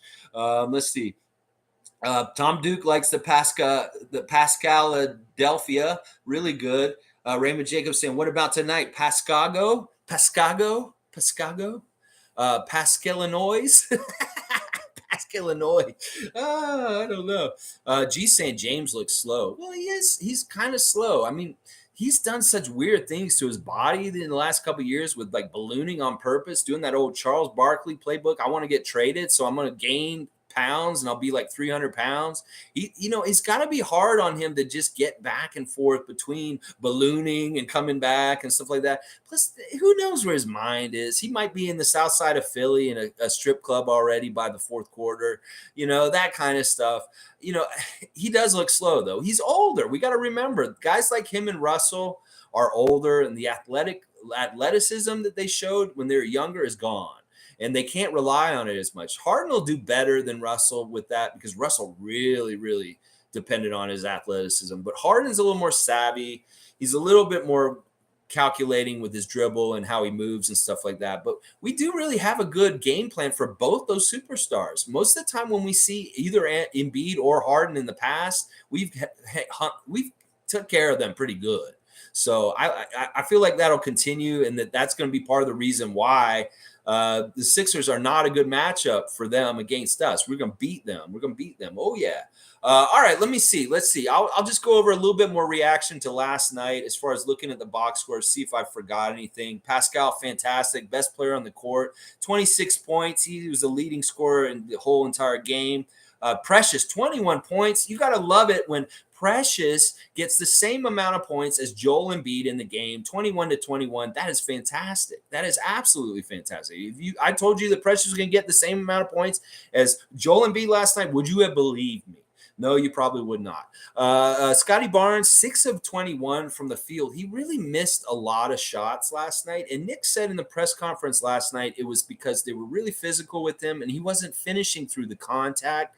And that at one point last night, Pascal had to take the whole team to the side and say, look, guys, we can't wait for the refs to bail us out with the contact and stuff. We need to just go through it and just keep our heads up and keep playing hard, and good things will happen. And I love that Pascal showed that leadership in the game last night. Nick was giving him kudos for it too last night. That Pascal at a key moment last night got the guys out of their heads with not getting calls and said, just keep playing. It doesn't matter. We got to just keep playing. And that's fantastic. Scotty only got 13 points, but he had a really good game in a lot of ways still. Like, he was very active, 6 rebounds, 4 assists, and a steal. That's good. That's good stuff from Scotty. And also, he's a glue guy. If he doesn't score a lot, he's going to be doing a lot of other good things around on the court.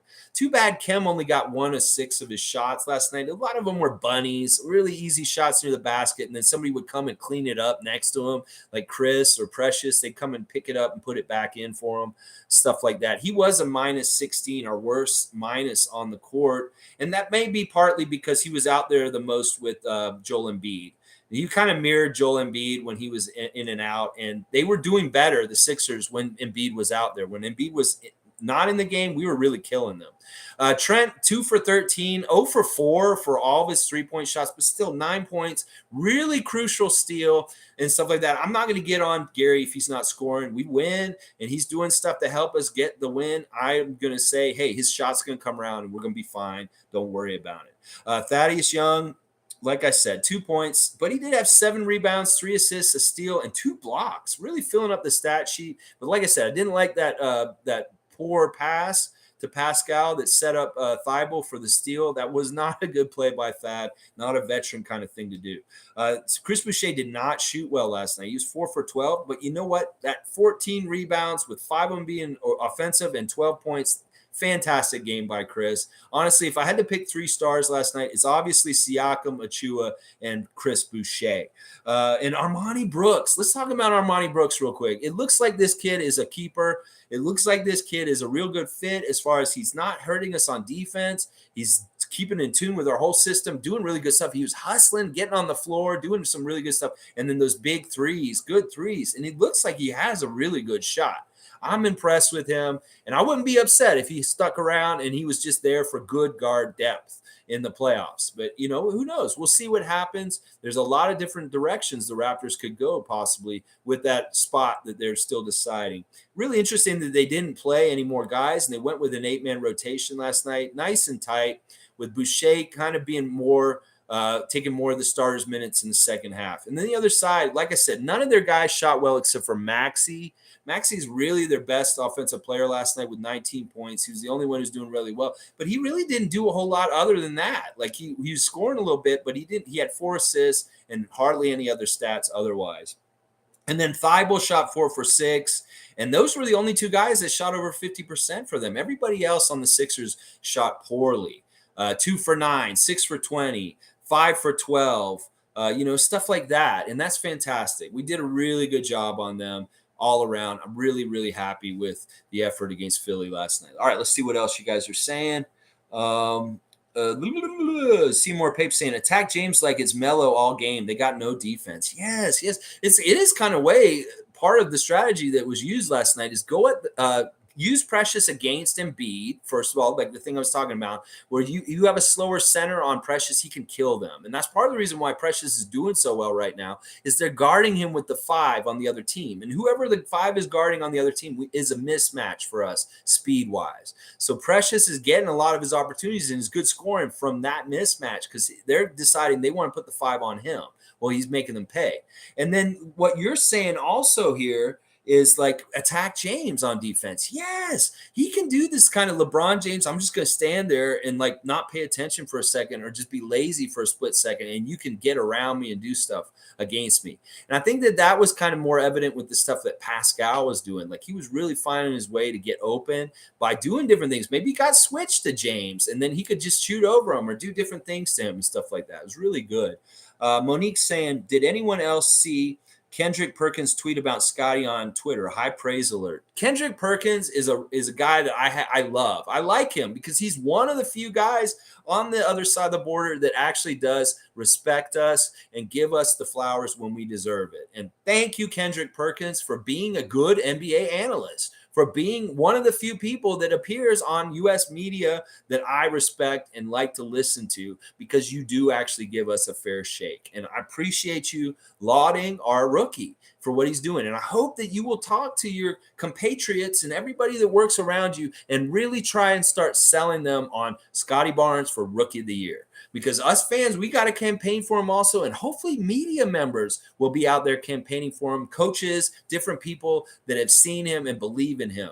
Because we want to help him. We can help him with the buzz, the propaganda, the media hype about Scotty Barnes and hopefully get him that Rookie of the Year because we really want to see that.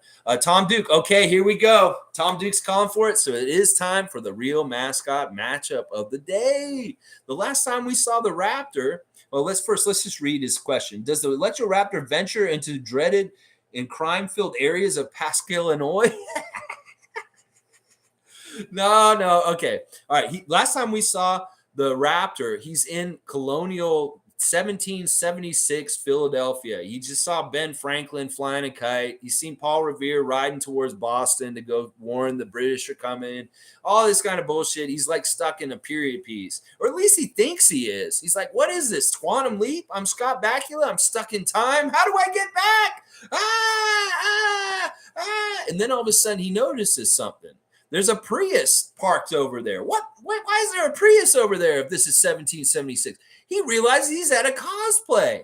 That's right. He didn't go back in time. He's with a bunch of crazy nerds that are out dressed up like they're in 1776, reenacting stuff. So he's like, oh, okay, cool. All right. It's like, so he was like, he just blows it off. It's like, this isn't even a problem. Like these guys weren't even a problem. I'm okay. And he's like, he won. He beat the time travel thing because it didn't even happen. He just got fooled because it was cosplayers out there. So what he does, he's walking down the road. He's on the East Coast now. He's just living his life. You know, he uses that piano music. Dun, dun, dun, dun. Dun, dun, dun, dun, dun. Dun, dun, dun, dun. All right, yeah. He's it's the Incredible Hulk theme, and he's walking along, and he gets to a certain point in the road, and he sees a bull. Yeah. Last time it was Ferdinand the bull, but this is a different bull. This bull's in the middle of the road, in between him and where he's trying to go down the road. Yeah, this bull's standing, and it's steaming out of his. This is a classic bull. Like, this is a bull that is for real. This isn't Benny. This isn't Ferdinand. This is not a peace-loving, flower-sniffing bull. This is a real deal bull that is angry. He's not feeling good. He might have had a little thorn in his back hoof, and he's like angry, and he's steaming out. And he's basically right in between, in the middle of the road, of the Raptor and this bull is right there. And this is a gargantuan bull. This is a big bull. This may be the biggest bull on the eastern seaboard. And like, he's just like, the Raptors like, what the fuck can I do? I got to go through this bull to get where I need to go down the road. So the Raptors kind of like sizing him up. And he's like, the bull's like flexing a little bit. Like, he's like figuring out when he's going to charge. And the Raptors like, oh, okay. He's like starting to warm up. He's doing like a little, Muhammad Ali kind of like, get ready, sting like a butterfly, float like a butterfly, sting like a bee, kind of stuff. And like, because he knows it's on. There's no way around it. There's nowhere to go. You can't go around. It's like, you want to be starting something. You can't go over it. You can't go under it. You got to be starting something. Michael Jackson. So he's like, all right. He pulls up his sleeves. He's like, all right. And he does like this little, that old fighting posture. And the bull's serious. And then like the bull comes right at him. And damn, it's like a Goldberg spear. It's like an edge spear. Like, boom, right into him. And he goes flying. The Raptor goes flying up in the air, just like a rodeo clown. And he goes, woo, woo. He's flying, flipping through the air. And he's like, that didn't feel good. And he's like, nah, that made me mad. And he hits the ground. And you know what happens? He looks up, he comes up, and he goes up like this with his eyes. And he's like, and they're like white, like a snake. Like it's dun, dun, dun, dun. He's changing, just like the Incredible Hulk, Bill Bixby into the Lou Ferrigno. He's turning into Velociraptor, and it's on then, like, because he changes into Electroraptor. And it's like the Electroraptor is like, the regular Raptor is like a little guy. He's like maybe around 6 foot tall. But when he's Electroraptor, he's like 10 feet tall. This is a big regular dinosaur, maybe even bigger than that. I don't know how big a Velociraptor would be in the history of Jurassic times back in the day, but he's an average size Velociraptor. And that bull is a pretty good size too. It's not a normal bull. It's like a bull on steroids, like a really beefy, big, badass bull. And it's on. Like, this is a battle. Like, if we're doing this series in anime, this fight would be drawn out like maybe over 2 or 3 pages of anime cartoon, like just all battling, like blood and just like fight and just like, and it's very even. They're just battling and battling. But we don't know what's going to happen, y'all. They're in the middle of this scrum, in the middle of this road. The Raptor just wants to get by and get further down the road to success. And that bull is in their way. And they got to figure out a way to either beat him or get by him or something. And we'll find out next time on the Real Mascot matchup how this heavyweight battle is going to go down, because it's ugly, it's bad, it's bloody. It's a very, very physical battle between these two gargantuan physical specimens. So, yeah, there you go. There's your Real Mascot matchup for the day, Tom Duke. Hope I didn't cop out by making it a cosplay. But, hey, it's just, we got to keep it going, right? Oh my gosh. All right. Monique saying, dear OG, come back versus the Cavs. Yes. It was a really good sign, Monique, to see OG Anunoby shooting around before the game for so long. And like I said, his shot didn't look that messed up. He was draining them. Like, he was shooting a lot of mid-range and just kind of taking them. I was really watching him close because I wanted to see how much the finger is messing him up. And he did. He had like a really stiff white protective bandage around the broken finger that looks like he can't bend with the thing on it. So it's like really is going to hamper his shooting in some ways, but it looked like he was shooting just fine, even with it. And if it's not going to heal exactly, he's really got to figure out that gamble when he wants to insert himself back into the lineup. As far as like, if it's not healing that quickly, the x-rays aren't showing the crack filling up, and then he can play with it still, but it's risking further worse injury with it, possibly by getting it jammed or broken even worse. So it's really that kind of thing. He's weighing the risk because he could play. He could play with it, but we're trying to figure out the risk reward of him playing and when would be the best time to kind of insert him back in. And it won't be tonight for sure. And I'm really not thinking it's going to be on Thursday as much as you'd like it to be for Cleveland. The way that they were talking this weekend is it's going to be at least till Friday, that him and Malachi will get reevaluated next Friday. And then maybe they get a chance to possibly be reinserted in our lineup after that. So I wouldn't expect him back for Cleveland, unfortunately. As crucial as these games are, it sucks, but it is what it is. Monique saying, to the fans in the live stream, who scores more points tonight? All right, we're trying to see who's going to score most points in the whole game as far as Bulls and Raptors. Well, I mean, it's real easy to take somebody like DeMar DeRozan, but I hope that it isn't him. I hope it's one of our guys from our side. So it could be, Pascal. Be really cool if it was Scotty. Like Scotty leading the team in scoring tonight would be fantastic because that means he's putting more of a stake in the ground for wanting that Rookie of the Year. Because the more and more he shines and shows himself important to us winning games and doing good things, the more he should get people voting for him for that, for sure. All right, let me just like real quick. I'll look at the injuries for both the teams tonight. We've already talked about OG and Malachi are out tonight. Fred will play tonight. I'm pretty sure he sat last night for playing tonight, obviously. And then on the other side, the only person that's listed right now is Lonzo. Lonzo's still out with that knee bruise that's been bugging him for a long, long time. So they've got pretty much all their guys back. They got Caruso back. They're going to get Patrick Williams back. Derek White Jr. is back for them. So they have pretty much a full roster. But the weird thing is, like I said, they've lost 8 out of their last 10 games. They've only won 2 games in their last 10 games. They're really susceptible, and we need to capitalize on that. We need to be one of these teams that continues to beat them instead of being one of these teams that they luck out and get a win against right now. Because I don't know what's going on with them. They were rolling so good all year. DeMar's been showing such good clutch in different times, but now they're losing. And we want to continue that streak for them, at least for our game. And when we're done with them for the season, and we can even the season series 2-2. And I don't know how the tiebreaker would get determined after that, but because they're so close to us in the standings, this could be an issue. That the tiebreaker may be an important thing with Chicago and definitely with Cleveland also. Click 2AM saying this is a must win. I completely agree. The way we played last night, we should continue it tonight. Hopefully we can win. And this is the thing. These are the games where everybody starts saying, oh, the Raptors shouldn't win this one. The Raptors shouldn't win this one. Well, that's how we fell on the West Coast trip. And they kept winning the games we didn't think they should win, and they lost the games we thought they should win recently. It's a really weird trend that's going on with them, really, seriously. Click 2AM saying Patrick Williams is back for Chicago. Yeah, those kind of things can be good or bad. You bring him back in, he can mess up your chemistry, he can mess things up for them defensively in different ways if you're not totally ready to be back. So I'm okay with him being back. He is a good player. He could be very dangerous. Click 2AM saying Chicago ain't built for a championship. If their offense isn't clicking, it will instantly lose. Their defense has taken a huge hit. So since Caruso went out, because Caruso was really their best defensive player, their stats for defense with Caruso in the lineup compared to when he's not in the lineup is actually really stark. You really see how much he adds to it.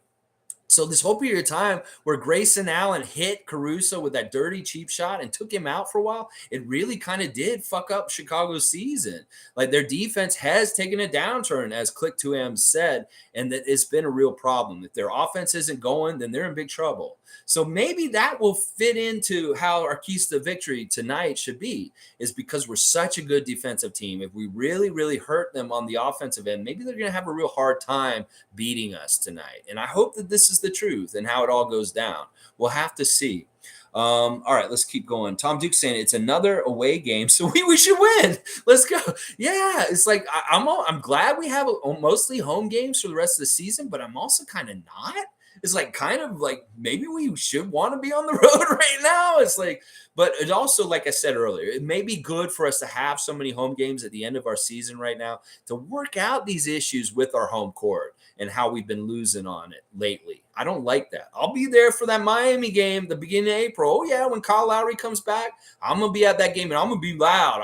For sure. But I would challenge any other Raptor fans, all the fans who are coming to the games, don't come if you're a LeBron fan. We don't want to see you there. But everybody else, come to the game and get loud and be loud the whole game. And as soon as any player on the other team touches the ball, it's defense chants as loud as you can. It doesn't matter if it's the first quarter or the last second of the game. Do it the whole game through because we want that consistent, loud energy. And then hopefully it'll feed our defense for the Raptors and make them really good defensively all around for the whole game, all 48 minutes. Because that's the thing. I hate seeing these lapses. They don't start the game with their defensive effort right away. And then we see what happens in the first quarter last night or with the Lakers the other night. We had started way better against the Lakers. We would have beat them easily.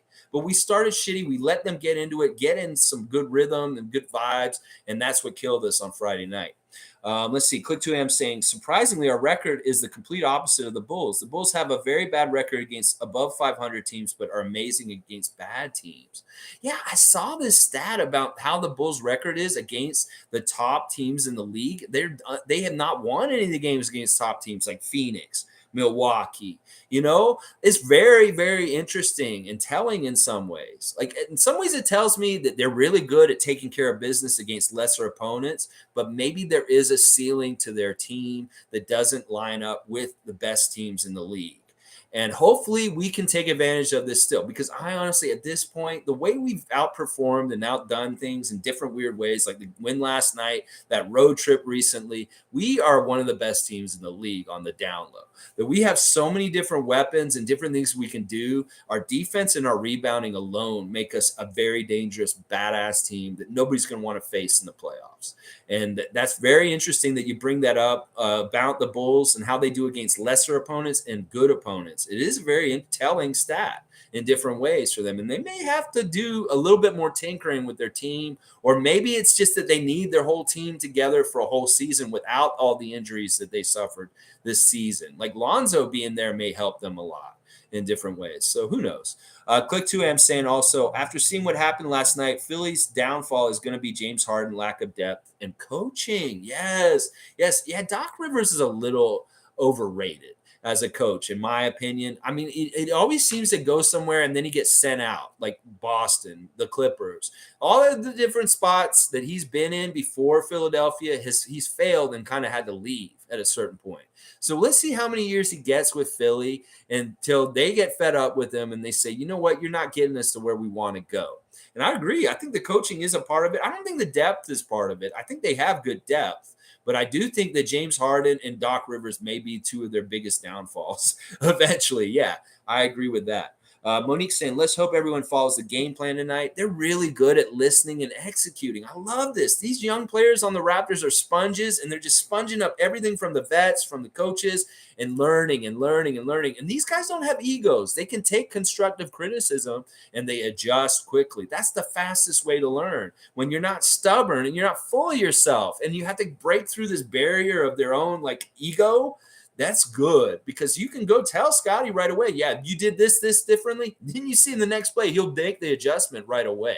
So I love that. That's part of the reason why our development has been fast-tracked, is because these guys are very teachable. And not only that, they're brilliant and they're very astute and capable. So when you add that all in, the want and the ability and the aptitude, boom, that's what you get. The Toronto Raptors learning and developing as quickly as they are right now. It's fantastic.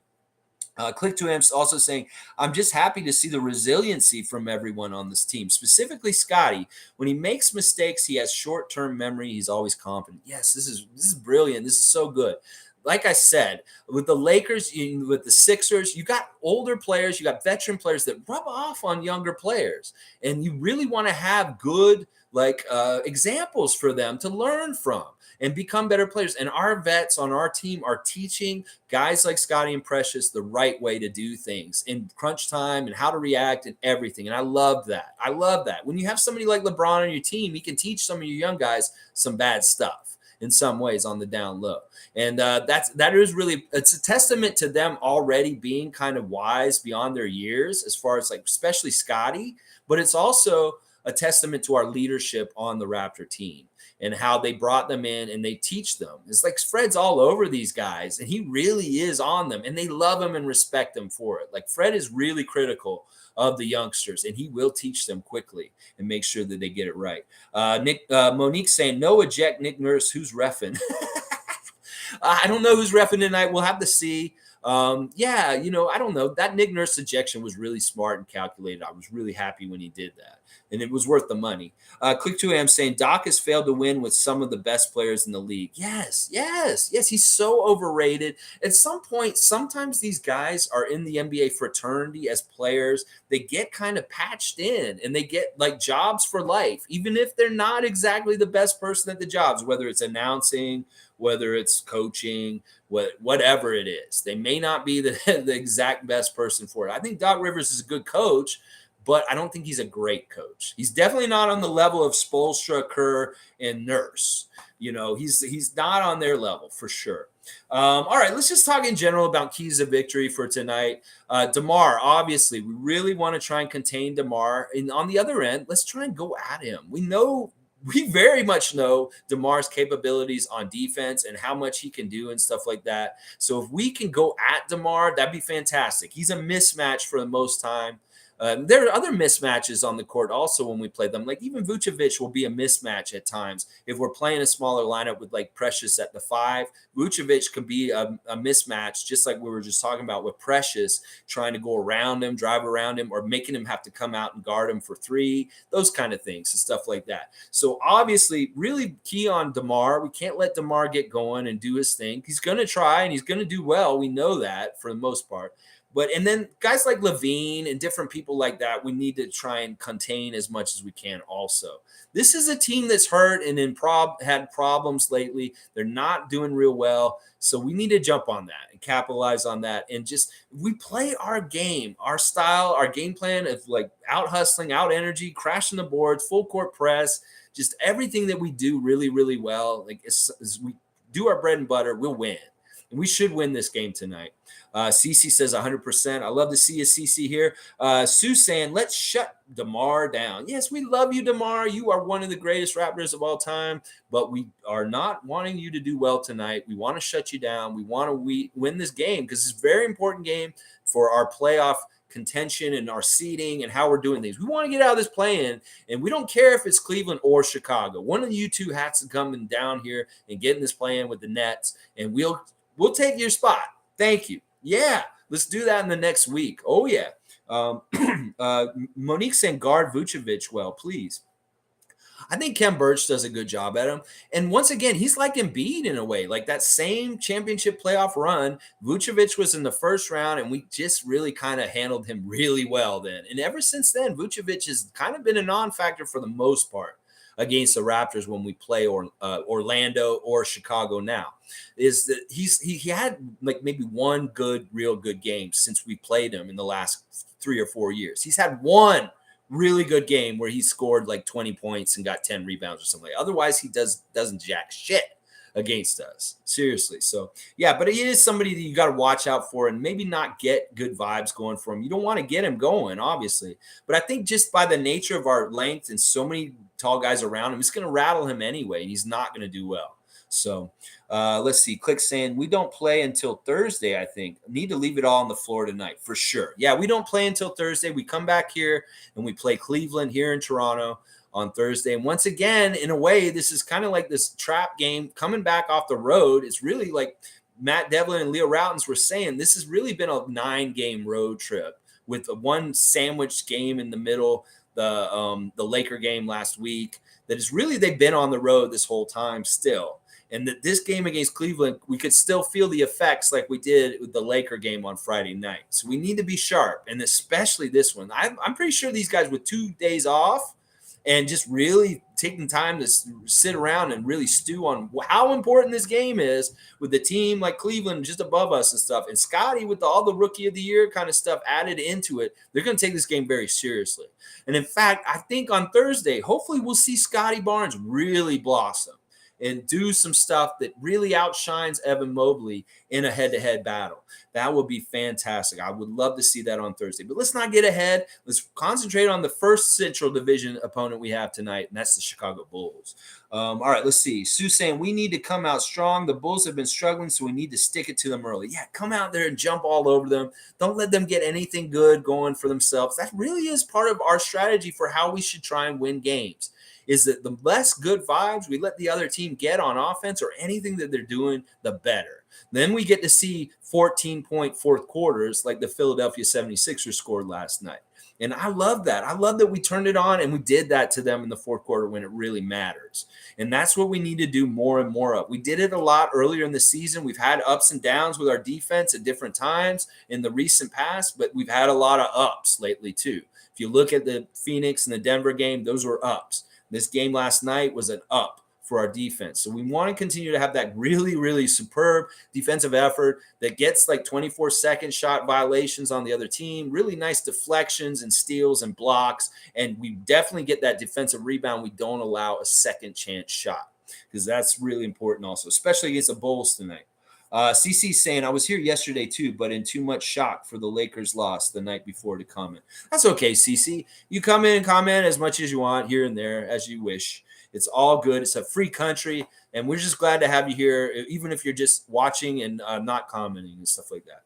Okay, I don't know how much more I want to say about tonight and stuff. We did the real Mascot matchup. We did keys to victory. I've done an injury report. We kind of reviewed the game last night. Great win last night against the Sixers, and a really important time against a division opponent that's above us in the division. Fantastic. I love seeing it. I love seeing Philly fan upset and booing at the end of the game.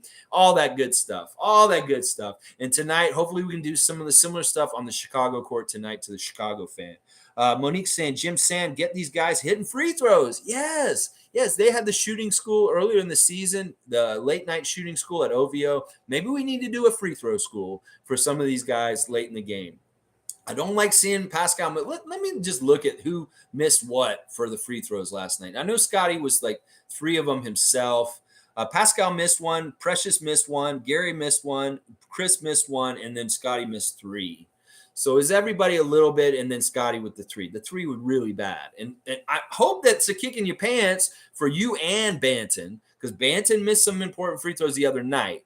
To really go and work on your free throws and take this very seriously, because you rookies are very early in your career. You can start out on the right trend, become a good free throw shooter. Don't be like Shaq. Don't be like some of these other guys that never really got good at free throws. You're going to be a high volume free throw shooter, Scotty, in your career. And if you want to increase your scoring average in a really easy way, is be an 80% free throw shooter. And that will happen. If you're a 60% free throw shooter, you're going to not score as much points in the NBA overall. So think about it long term in your goals and stuff, and really dedicate yourself to being a good free throw shooter, because it's going to help your points per game average over your whole entire career. Seriously, it's a big difference. Shaq had made more of his free throws, he'd be higher up on the career scoring list. Oh, yeah, you would. Shaq, you would be if you didn't shoot 50% at the free throw line. Oh, yeah. Tom Duke saying yesterday was great. Let's go and do it again. Let's go. You are all awesome, my fellow Raptor freaks. Yes, Tom Duke, you're awesome too. Thank you for being here as usual. You are awesome too, Sue. Everybody's awesome. We're all awesome. Raptors Nation is awesome. All right, like, comment, subscribe, share, please. I'm on my way to 1,000. I get closer and closer every day. Seriously, I'm getting good subscriptions lately. I'm so happy about it. Please and thank you. I appreciate you hitting the red button, and hit the notification bell too, so that you know when I'm going to go online right away, and it'll go ding, ding, ding, and then you can come and watch me right away. All right, y'all. Let's go, Raptors. Let's beat DeMar and the Bulls tonight. This is a good test, back-to-back. We're on the second night. We have every excuse to be tired compared to them, but I'd love to see that we look like the energetic team and that they look tired even after 2 days rest. Yeah, so tomorrow, a reaction to the game tomorrow, and then trivia on Wednesday, as I said, and then previewing Cleveland on Thursday. That's the schedule for the week. All right, y'all. Let's go, Raptors. Let's get another win. 7 straight wins on the road would be fantastic. Let's do it tonight. We may not be able to win at home, but we can definitely win on the road. Oh, yeah. Maybe we should go move to Tampa. I don't know. No, shut up, man. Don't say stuff like that. That's the stupidest thing you've ever said, Lex. No, we shouldn't go back to Tampa. That's the dumbest thing you've ever